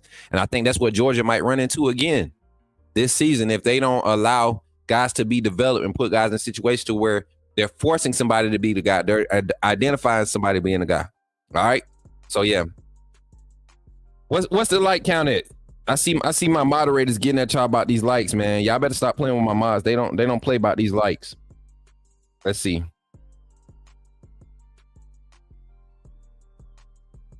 Where we sitting at right now?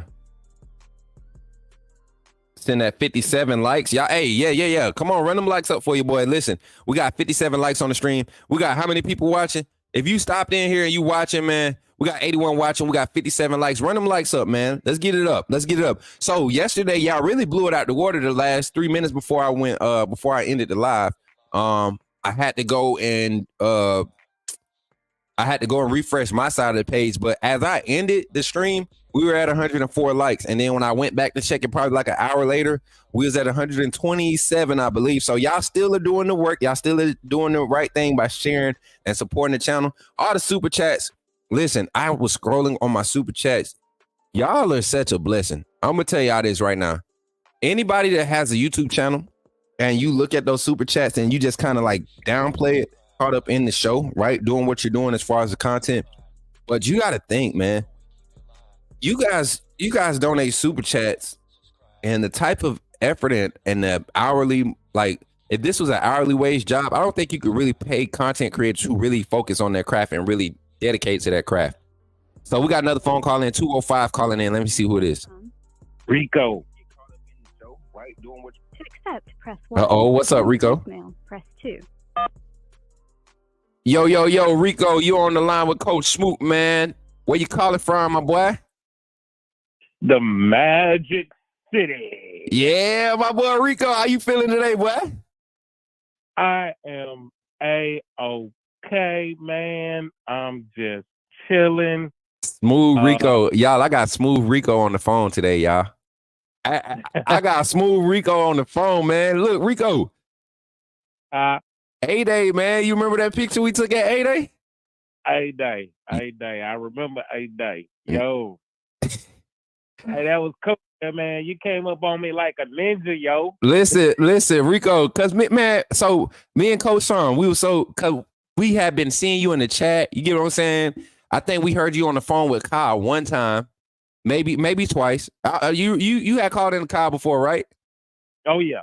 Okay, so we heard you on the phone, and we always said it, like, the first time I was like, bro, I bet Rico a cool cat. Then we get there, and Rico is the only one. And y'all remember the gear y'all used to rock over there on that side before we came? He the only one had on the red brim, undefeated cap. That junk was fire. Not even gonna lie.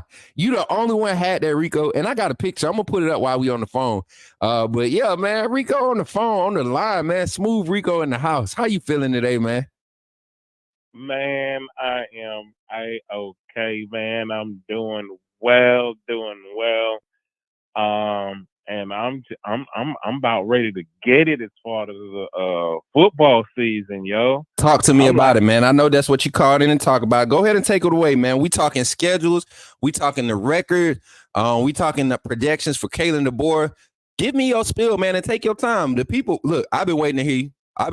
So give us one of them good spills you usually give when you call in, man. Man, I've been saying since day one, because I'm not one who will say, oh, we gonna go undefeated. We gonna go undefeated. I am not one that's gonna go on record and say that. What I've been saying, it is highly possible we could go undefeated. We have the talent, we have the coaches. But I said, what's more likely to happen is we're gonna lose one game. So I believe we'll be 11-1. But it is possible we can win all 12. It is possible, and in fact, I'm hoping for the undefeated season, because I want to be number one in the SEC. Because I want to beat the brakes off of Georgia. Look, and Rico, I was just about to say, you probably one of the biggest Georgia haters when it comes to this football thing. And me and you kind of, I think we share the same idea. It's not that we hate Georgia. It's the fans that have come out the woodworks and feel like that they are on the same level when it comes to program dominance, history, and championship level talent.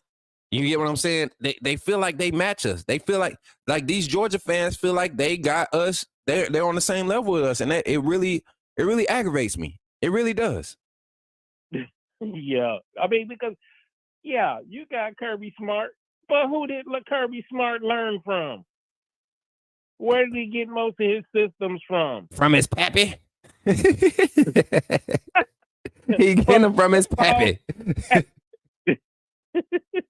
From himself. And I'm like, man, I'm just sorry. All you doing is just trying to recreate something special over there. And to a degree you're doing it, but hold the phone. Hold the phone, Rico. Hold the phone. We got somebody named Caleb Boy. Talk about him, Rico. Hey, hold up. Before you continue, Rico, I want one of them Rico explanations when Rico get in his bag. You know what? Coach Smook Network needs to experience a Rico in his bag rant. A Rico rant. Rico, can we get a Rico rant on who Kalen DeBoer is and what he plans on, what he's going to do as the head coach of University of Alabama?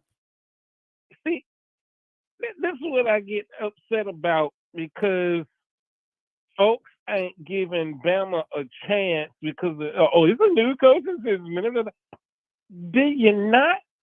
To quote my brother, Coach Sean,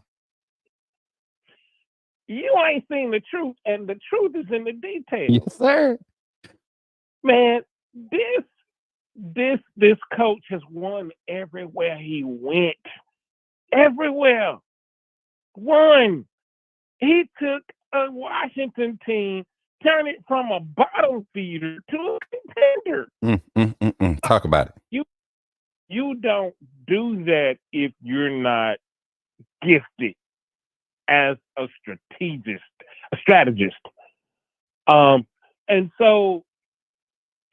These were people that was like 2 and 3 stars. Washington. Man, he didn't came to Alabama. They got resources.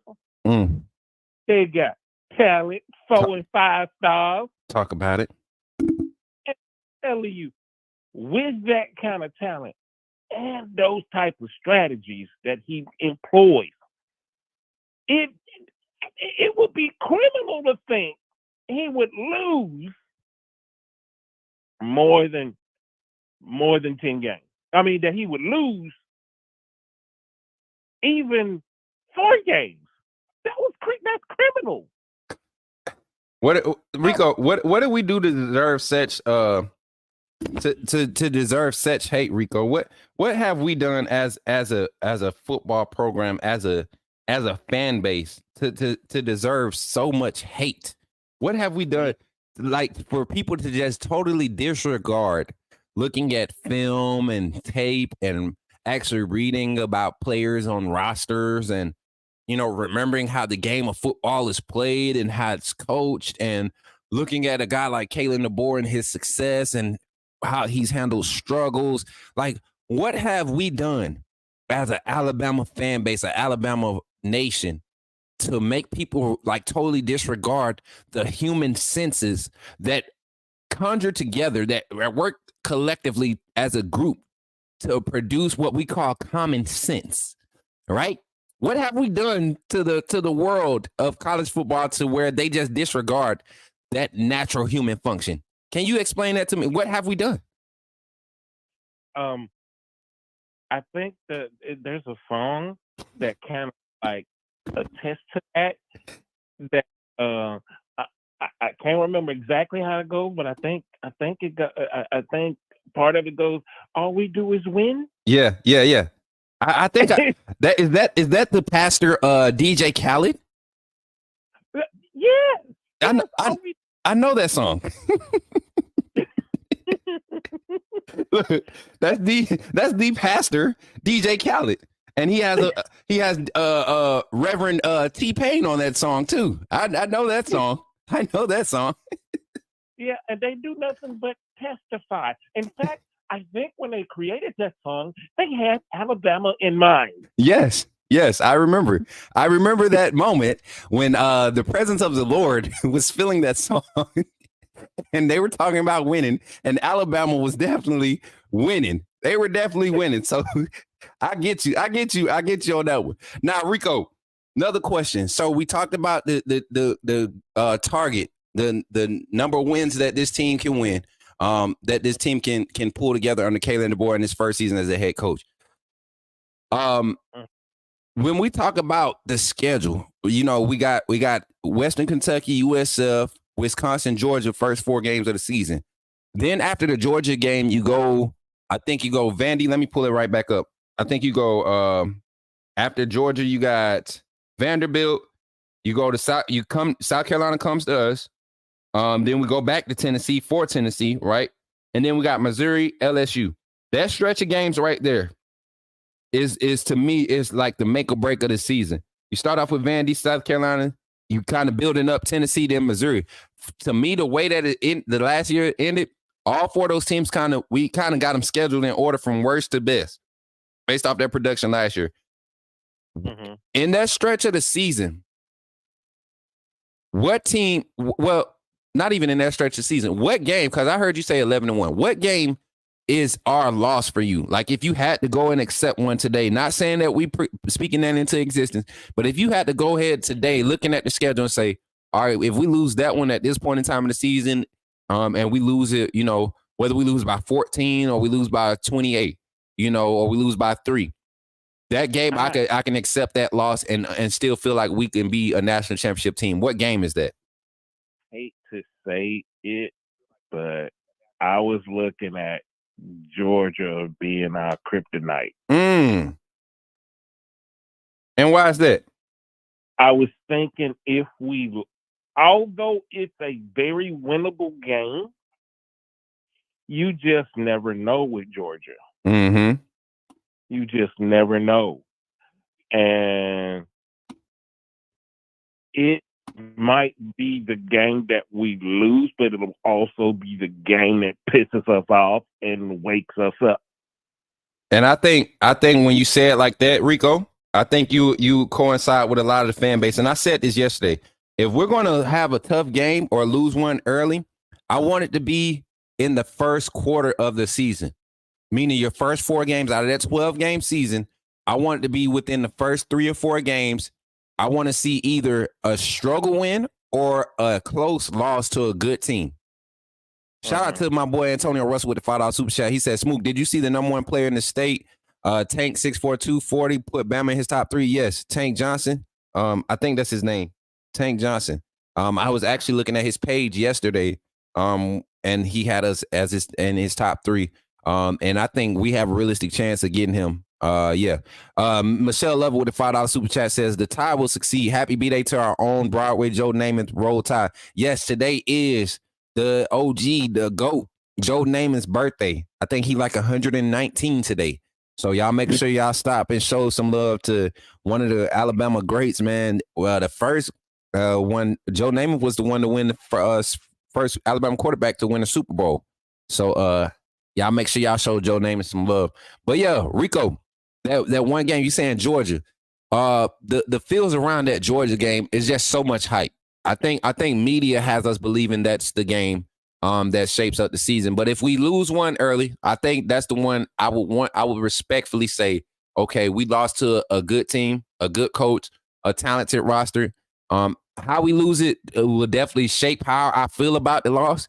You know, if we lose to Georgia by 6, you know, or we lose to Georgia by last drive is one of them things, whoever had a ball last, 35-32, 42-31, something like that. If they put up 42 points on us, I'm scared, right? That's the bad loss to me. We lose to Georgia 24-21, 24-23, something like that, 27-24. I'm not as upset. I like that means our defense showed up. That means the offense played solid against a good defense. Probably just didn't capitalize on some points, or the defense probably just didn't get off the field enough on third down. You know, stuff that you could work on as the season continues to grow. I actually think if we lose that game, and that's a big if, if we lose that game, I think it will be one of the down to the wire type of losses if we was to lose that game. And it wouldn't be by much. Maybe say like a field goal or a touchdown that happened at the last minute of the game, and which is a soul crushing thing when you've been playing lights out hard. You've been putting your heart and soul into it. Right. Also, one of those type of things that will piss you off and say, "Oh, we taking no prisoners the rest of the season." 100%, man. 100%. That's why I keep telling folks, like, I'm a firm believer, and Coach Saban kind of put me in that mindset, especially when it was you lose one, you can't lose another. That mentality. How much of that mentality carries over to this season, knowing that we got a 12-team playoff coming ahead? How much you think that plays into the mentality of teams like the Ole Misses, like the Missouris, like last year? Y'all got to understand, Ole Miss, Missouri, LSU, all of these teams had a realistic chance of being in the playoff talk last year if we have a 12-team playoff. Tennessee, Kentucky early in the year had an opportunity to be in those playoff conversations. So what do you think that mentality is like now going into this season, Rico, with the new playoff format? Well, see, this is the reason. Just think of, let's take it back to last season for a minute, during the last playoff. Mm-hmm. I think of all the people on Alabama's team, Jalen Milroe took that loss the hardest. Mm. he took it the hardest, and so he's kind of gonna be playing a little angry this season, I believe. And also, Kalen DeBoer didn't like how his team went out. The combination of both the team itself and then Kalen DeBoer himself gonna be hungry to get back to the playoffs, hungry to go deep into the playoffs. Be hungry, and a hungry Alabama team is a scary Alabama team, especially if they're playing angry. This defense, Rico, I don't think people realize how underrated and how much disrespect is being thrown towards this defense. Because of the amount of talent we put in the NFL and the amount of guys that left for the portal on the defense. And if you think that you got a team full of 5-star talent, 4-star talent, guys who were the dogs recently at their high school, or these guys were overlooked at previous schools that didn't produce the caliber of or quality of results, right? That Alabama's producing. Now they got an opportunity to be on the stage at Bama and be the guy, be the fix or the filler for this first season under Coach Kalen DeBoer. You're sadly mistaken. You're strongly and sadly mistaken. Mm-hmm. And while we on defense, I gotta speak to this. And yes, we lost a lot in the secondary. We lost a lot of DBs. Mm-hmm. But we did gain a few key pieces that should make us all right. Yeah, it's unknown commodities. But I believe some stars will emerge. You think so? I think some freshmen are going to really show the world some things. I just got a feeling about Jalen Mbakwe. Yeah. If he gets onto the field this year, if he gets onto the field as a freshman, I'm sorry, he's going to be effective. I'm telling you. And I think more people are talking about on the defensive side. I think Mbakwe is a game changer for special teams. The amount of speed that this young man possesses on this as a playmaker on the field is second to none on this roster. But he's just a smart player at the end of the day. He's a smart player. I think he provides gives you quality depth with your athleticism, right? That you have on roster. Because there's other guys that did it for their schools at the high school level. He just did it at a high rate playing quarterback. You know, the type of plays he made playing quarterback last year at the high school level, and probably the highest, one of the strongest 6A regions in Alabama, right? Mbakwe is he's going to make a lot of noise this year with all the opportunities that he get. And that don't mean he got to be a starting cornerback to make noise. If that man get on the field as a special teams player, there will be something, block, punt, something's going to happen for Mbakwe. And the opportunities that he's going to get once he gets in playing time, I hate it for an injury to happen in that secondary for any of these guys that's in front of these true freshmen. Because honestly, you get these freshmen on the field, these guys have been waiting. They licking their chops to get an opportunity to get out there and showcase what they got, especially in this new scheme. And Kane Womack, Mo Linquist, Colin Hitchler, they are not opposed to playing young guys on the field. Look at what Red Morgan is doing right now. And let's not forget, Jalen Mbakwe was one of the few people that could hang with Ryan Williams. Mm-hmm. Mm-hmm. Yep, you absolutely right, Rico.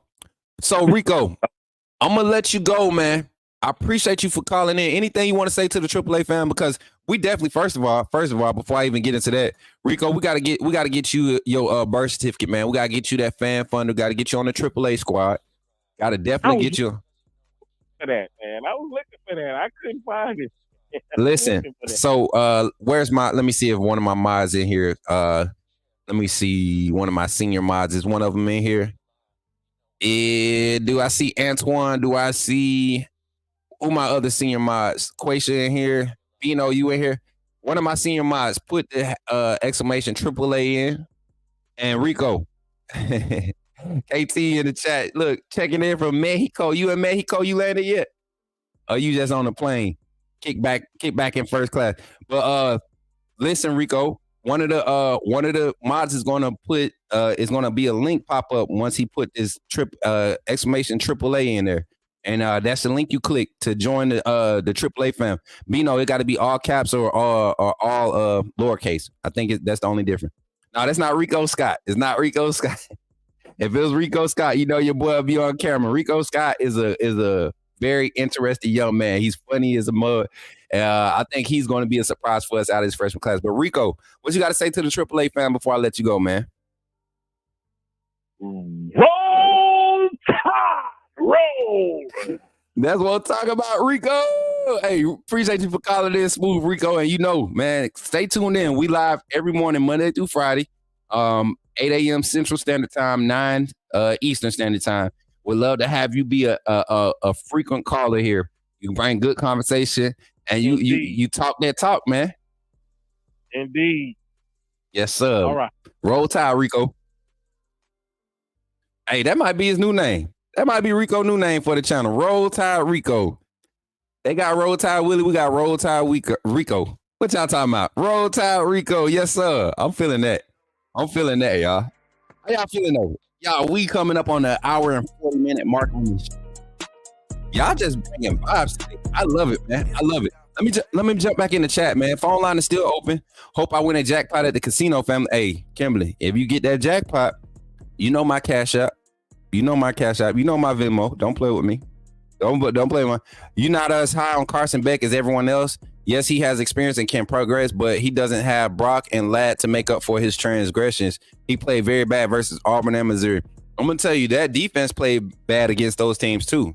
And play calling by Mike Bobo was not the best. I'm gonna say this: Brock Bowers used that backup tight end Delp. I think that's his name. He's going to be a problem this year. You don't lose much with Brock Bowers being gone and that with having him. They still got some wide receivers on that roster. As a matter of fact, let me pull up Georgia's too deep right now.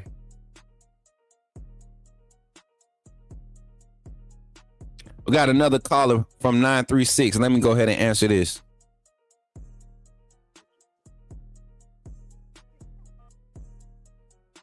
Yo, on the line with Coach Smook. It's your boy, Coach Smook. Who I'm on the line with and where you calling from?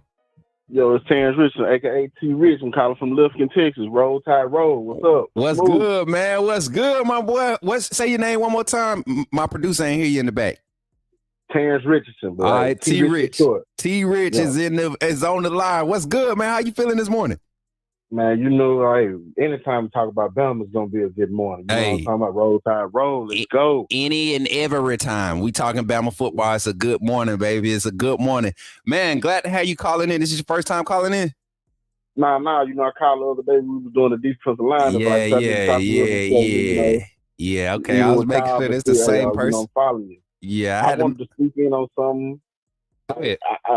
The disrespect, like you said, the people are throwing at Alabama to say, you know, we're not going to be Alabama. I'm looking at Coach KD. He's won everywhere he's been with less talent, 2 and 3 stars, like one of the other callers said. You think about this. They said, well, Washington hadn't played the gauntlet of teams that the SEC has played. True. But did he not go beat Oregon and Texas twice? Twice. Isn't Texas and Oregon built in replica of the SEC? Didn't Dan Lanning come from the SEC by way of Alabama and Georgia? Didn't Coach start? Yeah, he started out at USC and Washington, but he got revamped at Bama. I'm not understanding what I'm trying to get. He's won with less talent, what he was given. So who's to say what he can do with all of this gifted talent from Alabama? Like, man, we lost players, but we lost depth players. Yep. We lost depth players, and we replaced them with quality depth players. When you think about it, yeah, we only lost a few DBs. Yeah, we lost Kendrick Blackshaw, but he's transferring again. We lost, Sean Murphy to Florida State. Roydell. Roydell, yeah, he'll forever be Bama. But literally, hey, Jam Miller should have been starting over him, realistically. Yeah. And Coach Saban is just loyal to his seniors. Mm-hmm. Roydell was okay, but he wasn't no Jam. Yeah. He wasn't no Justice. Yeah. He was a good quality back. T-Rich, I'll even go as far as to say this. Healthy Jace McClellan. Exactly. Rodell wasn't touching healthy Jace, and he benefited from healthy Jace. Rodell did good for the games where he popped off and we had to lean on the run. Yes, but you talking about explosiveness, guys being able to healthy Jace. To me, healthy Jace. If we have a healthy Jace last year, we don't have a lot of the problems. We don't even get to see as much as justice as we did last year if we have a healthy Jace. Right. Healthy Jace, and it shows you in the NFL draft, Jace went third, fourth round, something like that. Yes. So they let you know if he was a little bit better, even if he would have touched 1,000 yards, what he would have. He probably been second round. Man, 800 with a broken foot for 8 games or 6 games of the season. Crack rib for 4 games in the gauntlet of the season. Then you come to the SEC championship game where he didn't play. You put him in the playoff game, and he comes out and gives you the best. Him and Justice come out, and they're averaging 5-point-some yards per carry, and we don't hand it to him. Man, that was crazy. Well, we ain't gonna talk about that. I just don't get the disrespect. Oh yeah, with Nick Saban's not there. I feel like offensively, we have better offensive-minded coaches, more quarterback-savvy coaches. More technically sound offensive-minded coaches, more energy offensive-minded coaches. Right. Even on the defense, I feel like the defensive coaches got better. And like when Coach Saban sat down with Kane, it wasn't too much of a difference. Right. And it's more energy. Man, I go back and I went and look at Indiana's practice with Kane and South Carolina, the energy he brings and the accountability that he's bringing to his team and how hungry the D line is. It's gonna put a lot of people on notice. We can really, like I said, when I called in not too long, we can really go about 8 to 12 deep. Yeah. On that front. Yep. On that front alone. You got Keenan, you got Smith, you got Odom, you got Q, you got, what I'm saying? You have Keanu.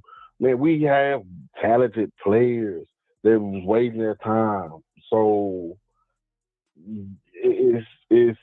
I don't understand the disrespect. You know what? You echo a sentiment that a lot of people who not just fans of Bama.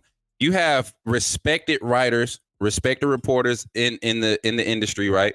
That cover college football that are very well respected. They're well spoken on how they evaluate the game, right?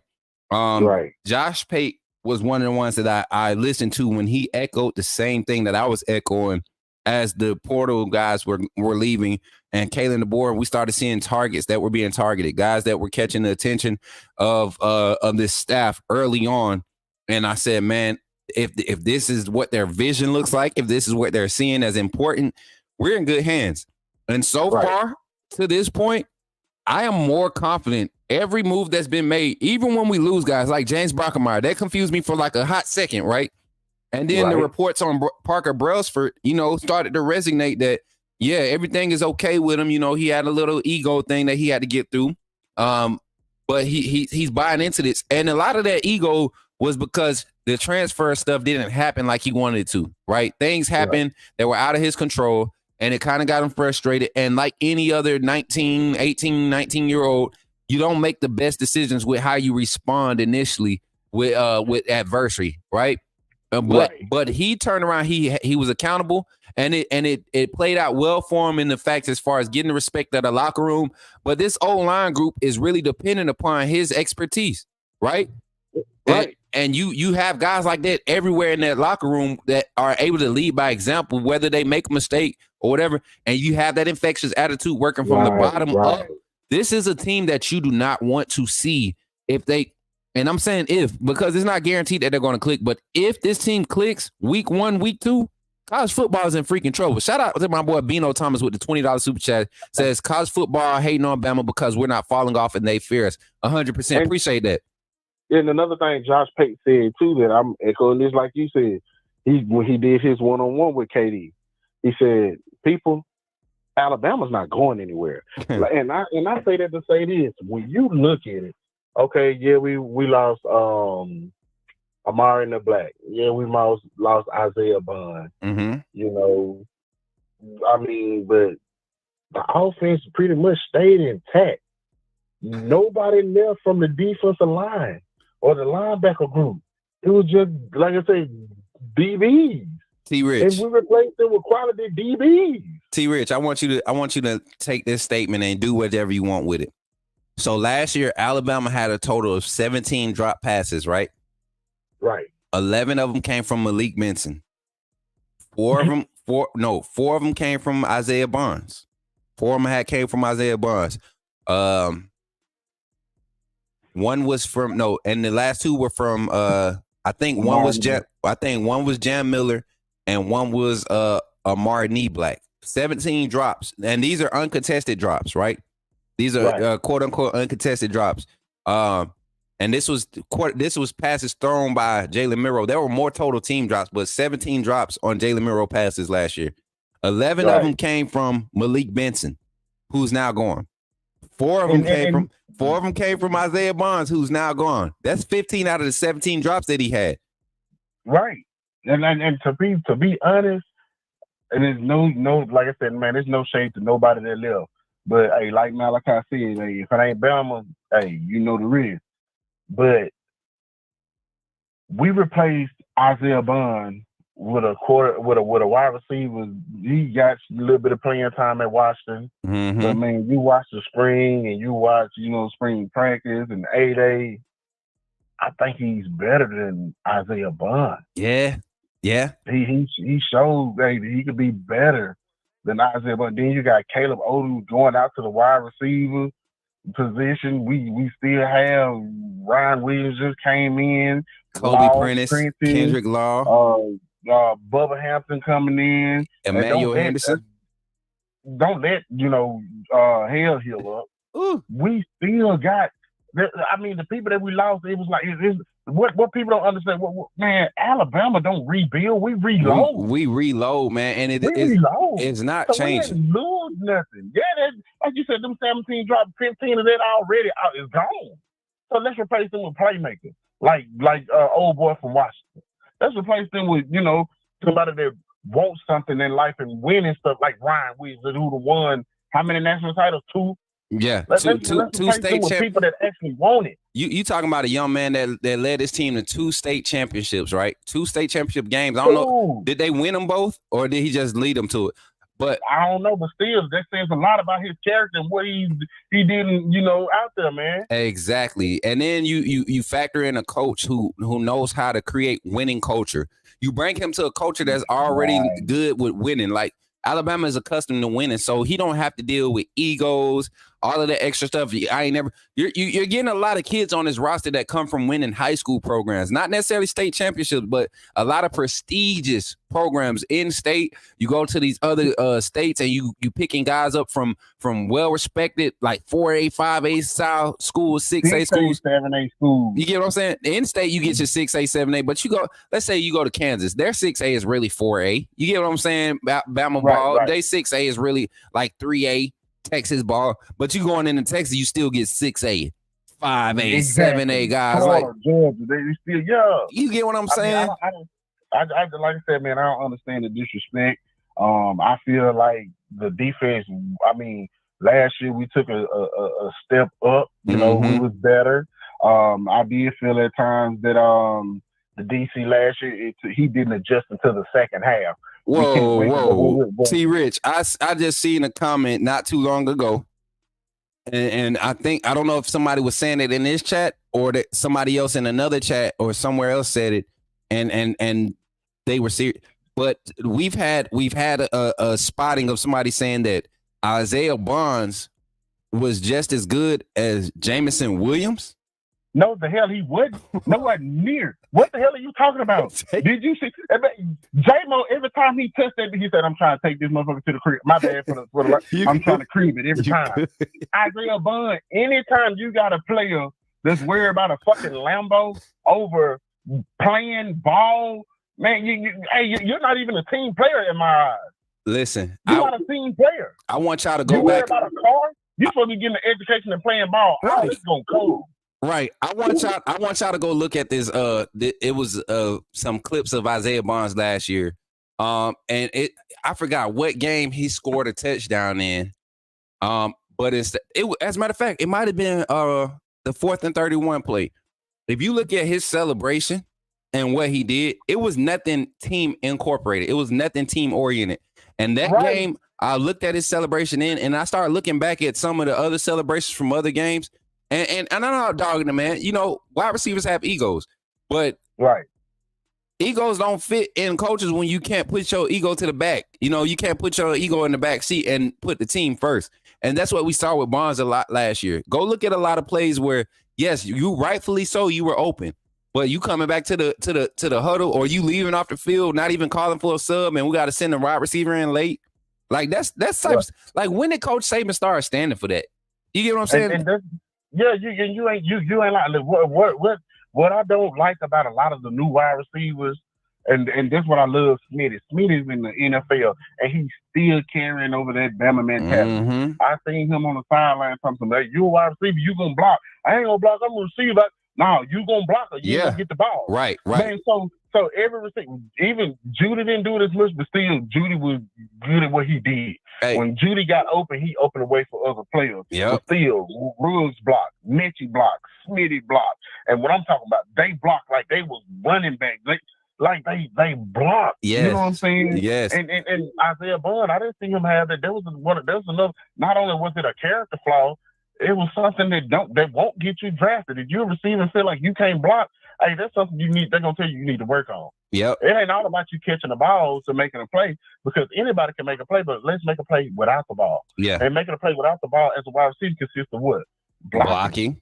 Downfield blocking, running. You know some pass concepts. There are certain routes that are, if you run them full speed, it opens 3 other routes up. So we saw a lot of that towards the middle of the season, especially against Kentucky, where Jermaine Burton was sent on a lot of crosses in between the linebacker and the safety area, in that area, the curl hook area where you sending guys across to cross faces. And Jermaine Burton's willingness to go and run those routes full speed. Same thing with Kendrick Lamar and Kobe Prentice when they got put in those spots. Their willingness to run across the formation, not necessarily looking for the ball, but knowing if I run this, it can open up the deep cross that's on the second level. It can open up the one-on-one post that's on the perimeter if I run this correctly, because I know this is what is made. When you get players that buy into concepts like that, it's a dangerous team. I'm gonna let you go, T. Rich. What you got to say to the people? Last statement. Anything you want to say to the people, to the channel? Anything, man. I just want to say, roll, Tide, roll. Y'all continue to rock with our boy Smook. He put out good quality content. Yeah. And you know what I'm saying? Hey, don't come in with no mess, because hey, we still Bama. Yes, even if we ain't football, we still Bama. I know we'll that's get out right. there. I know. But roll, Tide, roll. Rock with Smook. Man, let's get it. I'm telling you, man, I think KD gonna surprise a lot of people. I think he could do it in year 1. He has the talent. Listen, I am. The more I break down film, I'm telling y'all, if y'all really want to get excited about what Coach Kalen DeBoer is going to do with this team, go watch Week 1 Bama game versus Middle Tennessee State. Then go watch Week 1 Washington game. I forget who they played to open the season last year. Well, go watch it. It's all on YouTube. And then go watch Week 2. Just take time. When you get bored this weekend, if you get bored, just start watching, like, don't watch the whole game. Just watch the highlights of each game. And usually the highlight cuts of each game, they show all the good parts. Watch how many great parts or good parts of these Washington games you're going to see with both sides of the ball under Kalen DeBoer. And look how many games you go and watch Bama games where we only have 8-10 minute cuts of highlights because our offense really struggled that much under Tommy Rees. It wasn't because of Jalen Milroe. Go look at the highlights. Look at some of the plays that Jalen Milroe is making when he has a solid pocket, when he's not. A lot of our offensive highlights from last year, if you look at a lot of these games, it's going to result. You're going to see Caden Proctor getting whooped, and the left tackle getting the left tackle, whoever it was, Caden Proctor at one point, Darian Dallacourt at right guard. Early on in the season, you're going to be seeing the O-line getting whooped, and it's going to frustrate you. But look at how Kalen DeBoer progressed that Washington offense that just got better and better. Even in games where they didn't have 40+, they just seemed like they were always in control on the offensive side. And that's something. Right now they got my bad. I want to try to cut you off. Right now they got the O-line practicing with what coach out there? What's your O-line coach? Coach right now? Kaplivic. Coach Kaplivic. No, right. I'm talking about like off-speed. It was another coach or whatever that trained them up real good. A lot of the offense. The velocity, not velocity football, but former Alabama player coach. He a coach now. I know who you're talking about. I can't think of his name right now. I think it's like I said. Hey, Dalcourt wasn't that good. He, I feel like we got better across the line offensively. Caden Proctor did get whooped, but I feel like he learned, and once he drops some weight, he's gonna be way better.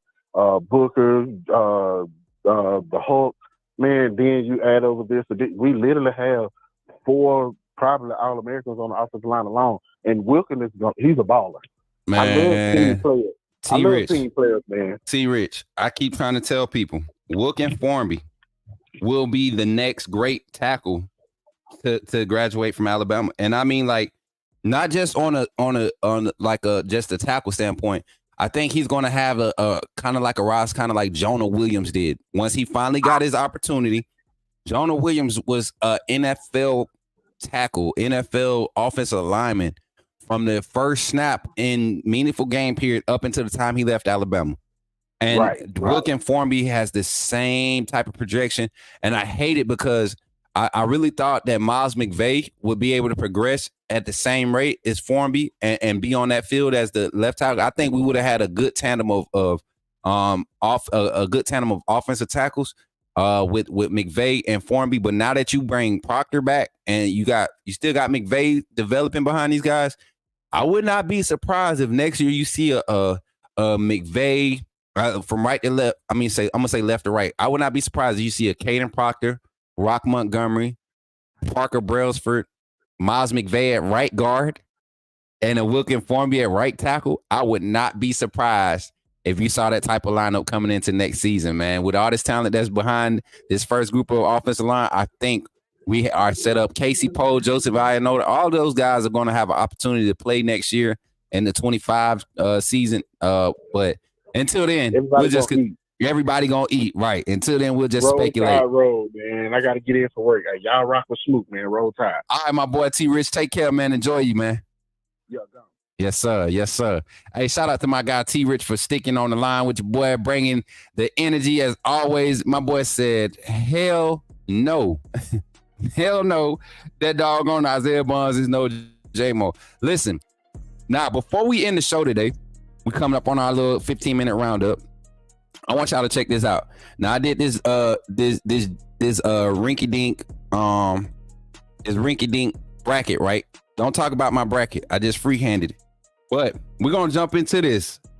We talked the rankings, preseason rankings, and this is how I built the bracket. I built the bracket based off the preseason rankings. I went to ESPN and got the rankings that they just released. When was this? When was this? I gotta go find it.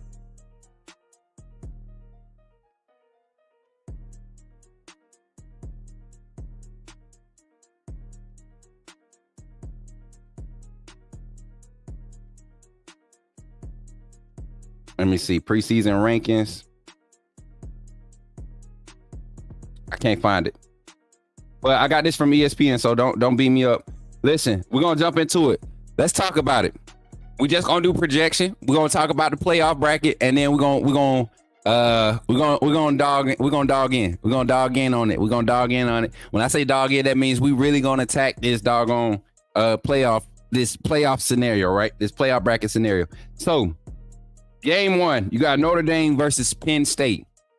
Who we got coming out of this matchup? And if I had to pick right now, preseason, I'm thinking Penn State pulls this one off.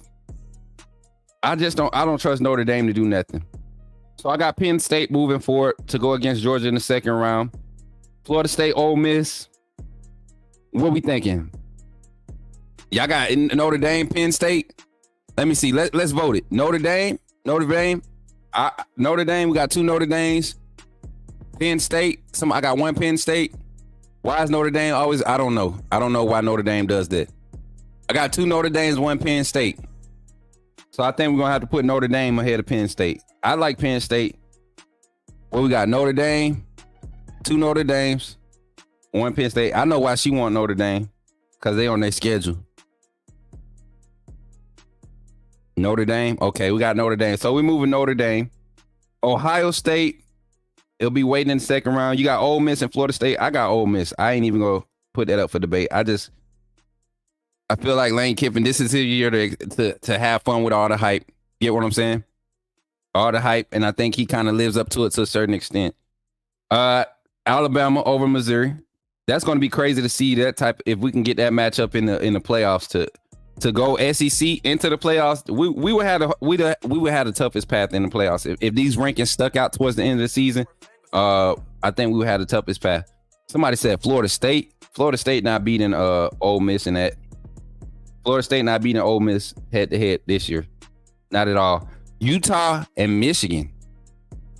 This is one that I think will probably be the best first round game of the playoffs. And if I had to pick today, based off the what's happening right now on both of these rosters, I got Utah moving forward against Oregon. All right. Now let's go to a Notre Dame, Penn State. I just think Notre Dame is overrated. I think by this time, Penn State will be their identity. Going into the playoffs, they'll have their identity. And if you can't stop them running, which I don't think Notre Dame will be able to do, you really can't stop them, traditionally. But so, y'all think Notre Dame, Notre Dame might be able to do something different this season. I don't give Notre Dame any credit for anything. They always overhype, and they never show up in the big games. Florida State and Ole Miss. I think Ole Miss brings back a talented squad this year. A talented squad. Coach Kiffin definitely hit the portal. They call him the Portal King, and there's no mistake, no reason why he shouldn't be. I think a team that's not on here that might end up surprising some people is USC. I think USC might end up winning 8 games this year, 8 or 9 games, and they might end up being in that top. With 3 losses, USC could be in the top 15, right? Top 12. 2 losses. 3 losses. We can see. Next, Alabama over Missouri. Y'all know we'll beat them twice if we have to see them again. We'll have home field advantage being the higher ranked team. And then Utah over Michigan. I think Michigan just loses too much. I think they go through the season, they win 10 games. They only lose 2. And that's not because they're that good. They're just another weak schedule in that conference. And I think Utah is just a better team. They'll be in that conference this year. I think Utah is the team to kind of watch out for going into that conference. And their defensive experience is what gives me that experience. And somebody said Penn State has QB issues. Yeah, Penn State. That's why I said if you can't stop that run game, which I don't think Notre Dame will be able to. I think that's what happened for Penn State, that run game. All right. Jumping into the second round, Georgia over Notre Dame. We're going to go ahead and move that one forward. Ohio State and Ole Miss. That would be an exciting game to watch. Now, if I'm not mistaken, didn't Ohio State and Ole Miss just play this past season in the bowl series? Let me see. I think so.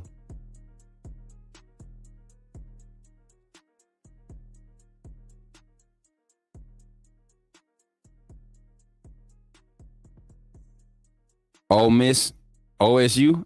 We're gonna see. Oh, that was Missouri. Ohio State and Missouri in the Cotton Bowl. Missouri beat Ohio State 14-3. And mind you, Ohio State didn't have nowhere near the type of offense I believe they're going to have this year. But I think Missouri, I think Ole Miss provides a little bit more on the offensive side than Ohio State this year. I don't have any confidence in Ohio State's defense. That was their strong point last year because they had a struggling offense. Their defense was not all that.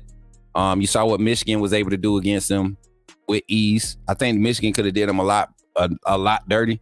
If I'm going here, and I'm not being biased because it's SEC, right? But if I'm going here, I'm going with Ole Miss. I like Lane Kiffin over Ryan Day. I think the Ryan Day project is done. I think they wasted a lot of money buying this class for Ryan Day.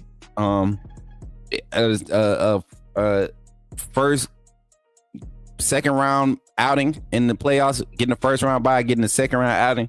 I think it doesn't hurt his stock. He gets another opportunity to do something. But next year, for sure, if he doesn't win or at least playing for a national championship, Ryan Day might be out the door. Texas and Bama, 3 versus 7. I just don't think Texas has it for us this year under Kalen DeBoer. This is a coach that Kalen DeBoer has kind of like his mind games. He's won that mind battle, that schematic battle against Steve Sarkisian. Now he's doing it with an Alabama roster. I think it's different. Kane Womack is going to dial up the pressure on Quinn Ewers or Archie, whichever quarterback. He's going to send pressure. Kane Womack is a pressure guy. I think that's what lost us a lot of games in recent years, not dialing up that pressure and letting guys on the back end be athletes, right? So yeah, I think Alabama pulls that one out. Matchups just kind of favor us overall, just looking at the rosters. Oregon and Utah. That's a tricky one. Does Cam Rising at Utah have a full healthy season? Because if they do, they could be the Oregon of last year. The team that's really one game, one win away from being pushed to that top 5. If I'm looking at it now, and I'm saying to myself, Utah's defense is going to be better for me. I just don't see Oregon bowing down to Utah in the playoffs. Dan Lannon. If I had to do the coaching thing, I give Utah the edge. I think it's Kyle Whittingham. Whittingham is the coach over at Utah. What he's doing with that culture is different. Utah is starting to pick up in recruiting too.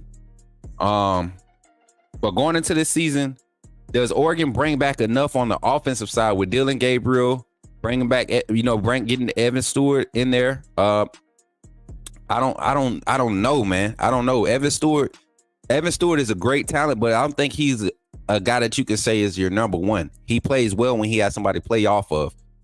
Does Oregon provide that this year? I think it takes time to find it, but at the same time, you got a schedule now being in that Big Ten. You're going to have opportunities to really showcase your offense against a conference that's generally a defensively strong conference, right? Defensive heavy conference. Bringing in the Oregon team to kind of mix it up and level out that balance of what you're being provided. I think Utah pulls this one out. That's just my personal opinion. Now, top 4. You're talking Georgia, Ole Miss, Alabama, and Utah. Where do we go from here? Let me draw this out real quick.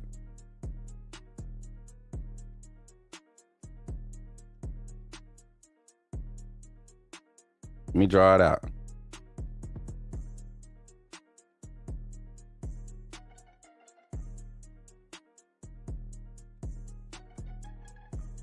All right. Final 4. Georgia and Ole Miss. This will be a rematch from a regular season matchup.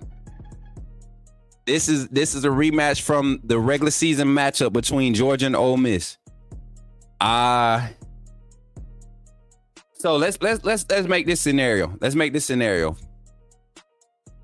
say Ole Miss beats Georgia, right? Nah, based off of this, Georgia will win out. They'll be number 1. Let's not even play that. Let's say Georgia loses to Ole Miss in the regular season. Georgia gets in, they get their second opportunity at Ole Miss. I don't see Kirby losing to Lane Kiffin twice. Kirby against a Lane Kiffin style offense, he's going to dial up the pressure because I'm pretty sure playing it safe is what gets Georgia beat, and against a team like Ole Miss. So Kirby dials up his best game of the season to have to beat Ole Miss, right? So I like that. Now Alabama over Utah, of course, I'm not even playing around with it. Georgia, Alabama for a national championship, first year under Kalen DeBoer, going against the former national championship, just a year removed, national champion head coach Kirby Smart, seeking his third in 4 years, right? That would be crazy, right? That's the setup of the century. Who's winning it? Does Alabama pull that out again? Is that the do we beat them 2 times in the season? Do we beat Georgia 2 times in the season? Good little thing to leave off with, right? Good little bracket to leave off with. And we're not going to discuss that today. Y'all. That's a good little topic to talk about, huh? Look at Marquita. She thinking. That would be crazy, huh? Crazy little scenario popping off at the end of the season to have a Ole Miss Georgia rematch, then to have then have a Bama Georgia rematch for a national championship. If the SEC gets 4 teams in the playoffs this year, it's going to be a second round full of SEC versus, and that might end up with a Final Four being 3 out of the 4 teams being in the SEC. You know, it's possible. It's possible that this thing could shake up like that. So definitely a conversation to have. I think the panel that we're going to have tonight for our Friday night live, we're going live tonight, y'all. I'm not skipping out on this one. I'm actually about to be at the gym here soon, get my workout in for today. And then I got to come back, do some edits. But we are going to be live tonight. We're going to be live 8 p.m. Central Standard Time, 9 p.m. Eastern. I'm going to put a panel together, and we're going to come on here. We're going to talk college football. We're going to speculate on a lot of the rumors, all of the things that's going on when it comes to college football. Everything college football are here on Coach Smook Late Night, Coach Smook Evening Show here on the Coach Smook Network. We're going to be here. So if you haven't done so already, drop a like on this video, share the video.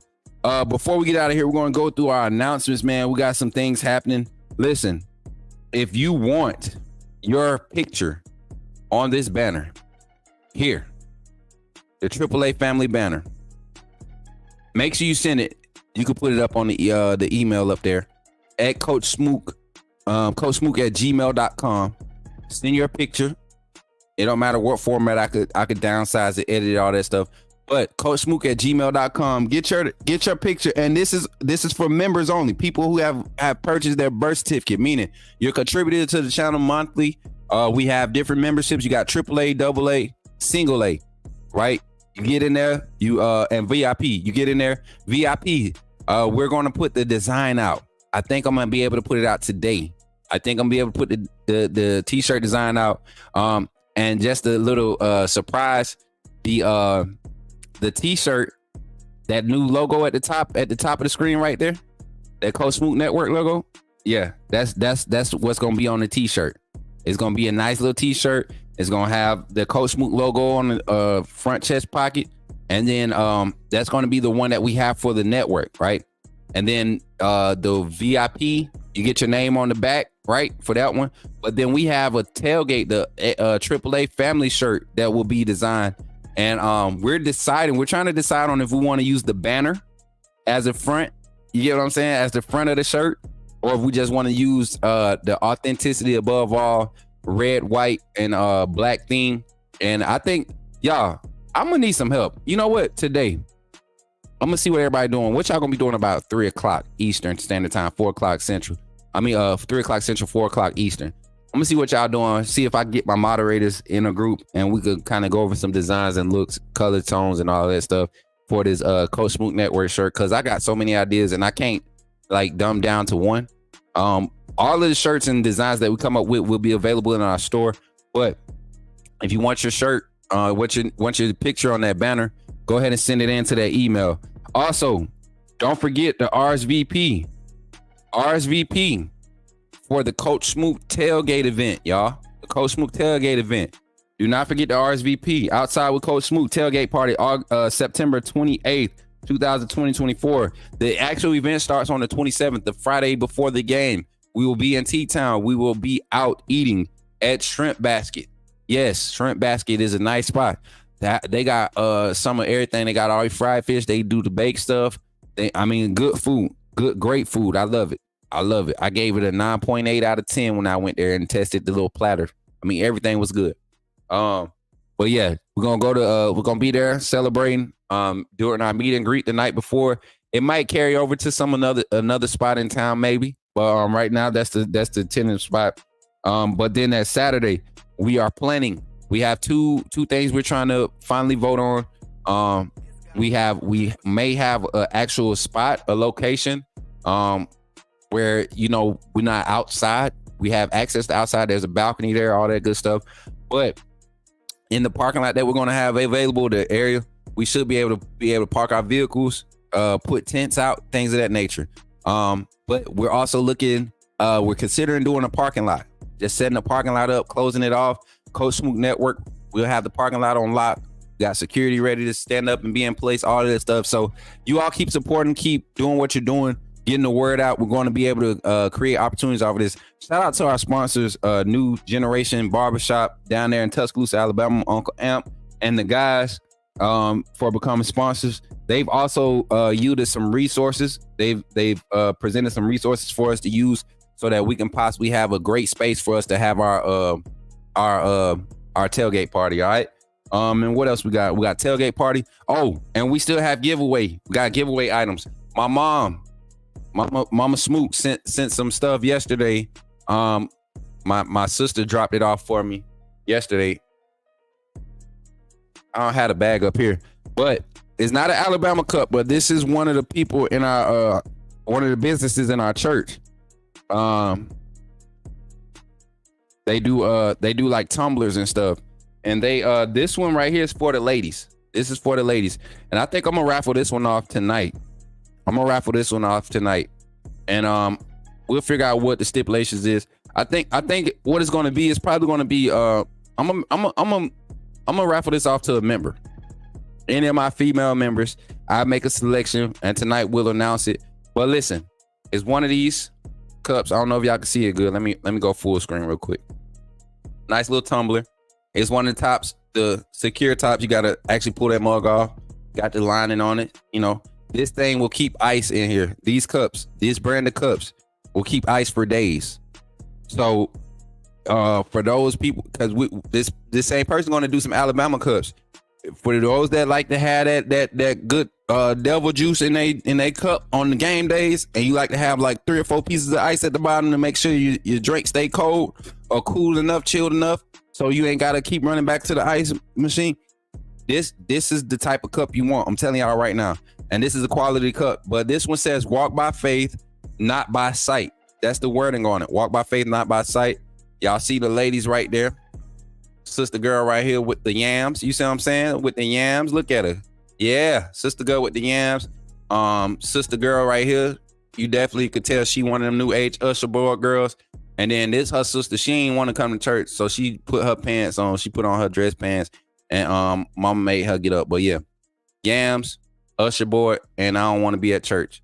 That's the cup we checking out.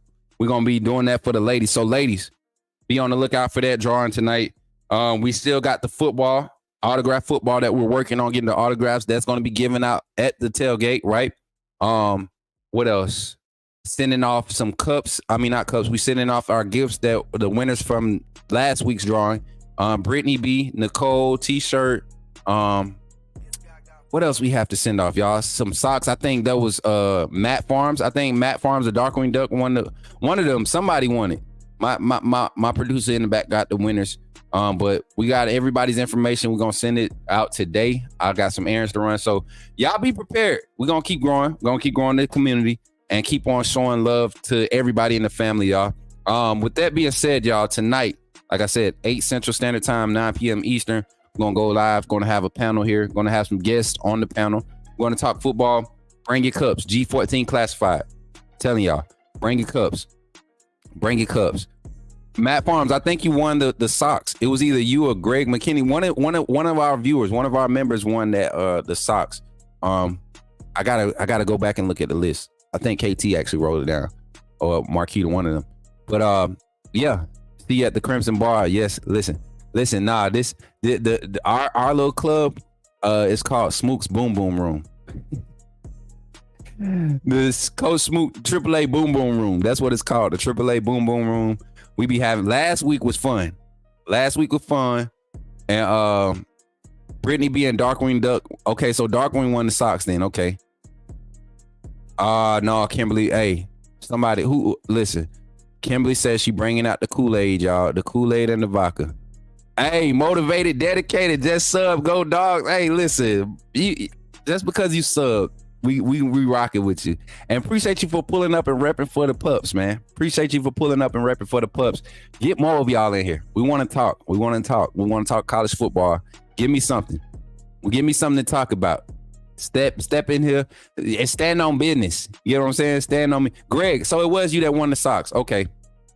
It was Greg that won the socks because Darkwing Duck won the money. I sent him his money. So Greg, if you haven't already, man, if you're not in the Discord, jump in the Discord.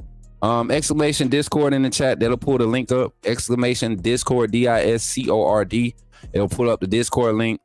And you can click on that, get in the Discord and talk to us. So I can make sure I send that off. I'm sending the cup, the t-shirts, the cup, the t-shirt, and the socks off today. It was something. I feel like it's something else, y'all. Oh yeah, don't forget the pillow and the blanket. That's being raffled off too. It's gonna be in the giveaway. We got a lot of stuff, man. We got cup holders, holsters. We got I think we got a little Bama purse, little cute Bama purse. Probably can't walk around with it at the stadium, but it's definitely something cute for all my game day stuff. You know, people that got their game day juju vibes, right? Need that. LaQuacia's still waiting on the wallet. Hey, I ain't got nothing to do with that wallet, man. I ain't got nothing. That's property of the other channel. You know what I'm saying? I ain't got nothing to do with it. I ain't got nothing to do with that. But with that being said, y'all, I appreciate y'all for hanging out with your boy, man. It's been fun. As always, Friday has started off with the energy. Y'all have started off with the vibes. And I appreciate y'all. So don't forget, before you head up out of here, let me see how many likes we at. Let me see how many likes we at. We hit that 100 mark yet. We at 86. So we need 14 more likes before the day over with. Make sure y'all running the likes up over here. If you're on Twitter, pull up on the YouTube side, check in. Make sure you drop a like on this live. This one is the Rumors, Reactions, and Rankings. Coach Smook Morning Show. Rumors, Reactions, and Rankings, okay? Make sure y'all drop a like. We want to keep hitting our goal of 100 likes. We're almost at our goal of 1,700 followers. Listen, today is the last day. I think we can get 20-something more followers, subscribers to the channel. So be looking out for the content. Be looking out for the shorts. We got some energy. Got some content for y'all. Thank y'all for y'all support. And with that being said, I'm your boy, Coach Smook, and I'll catch you on the next one. Roll Tide.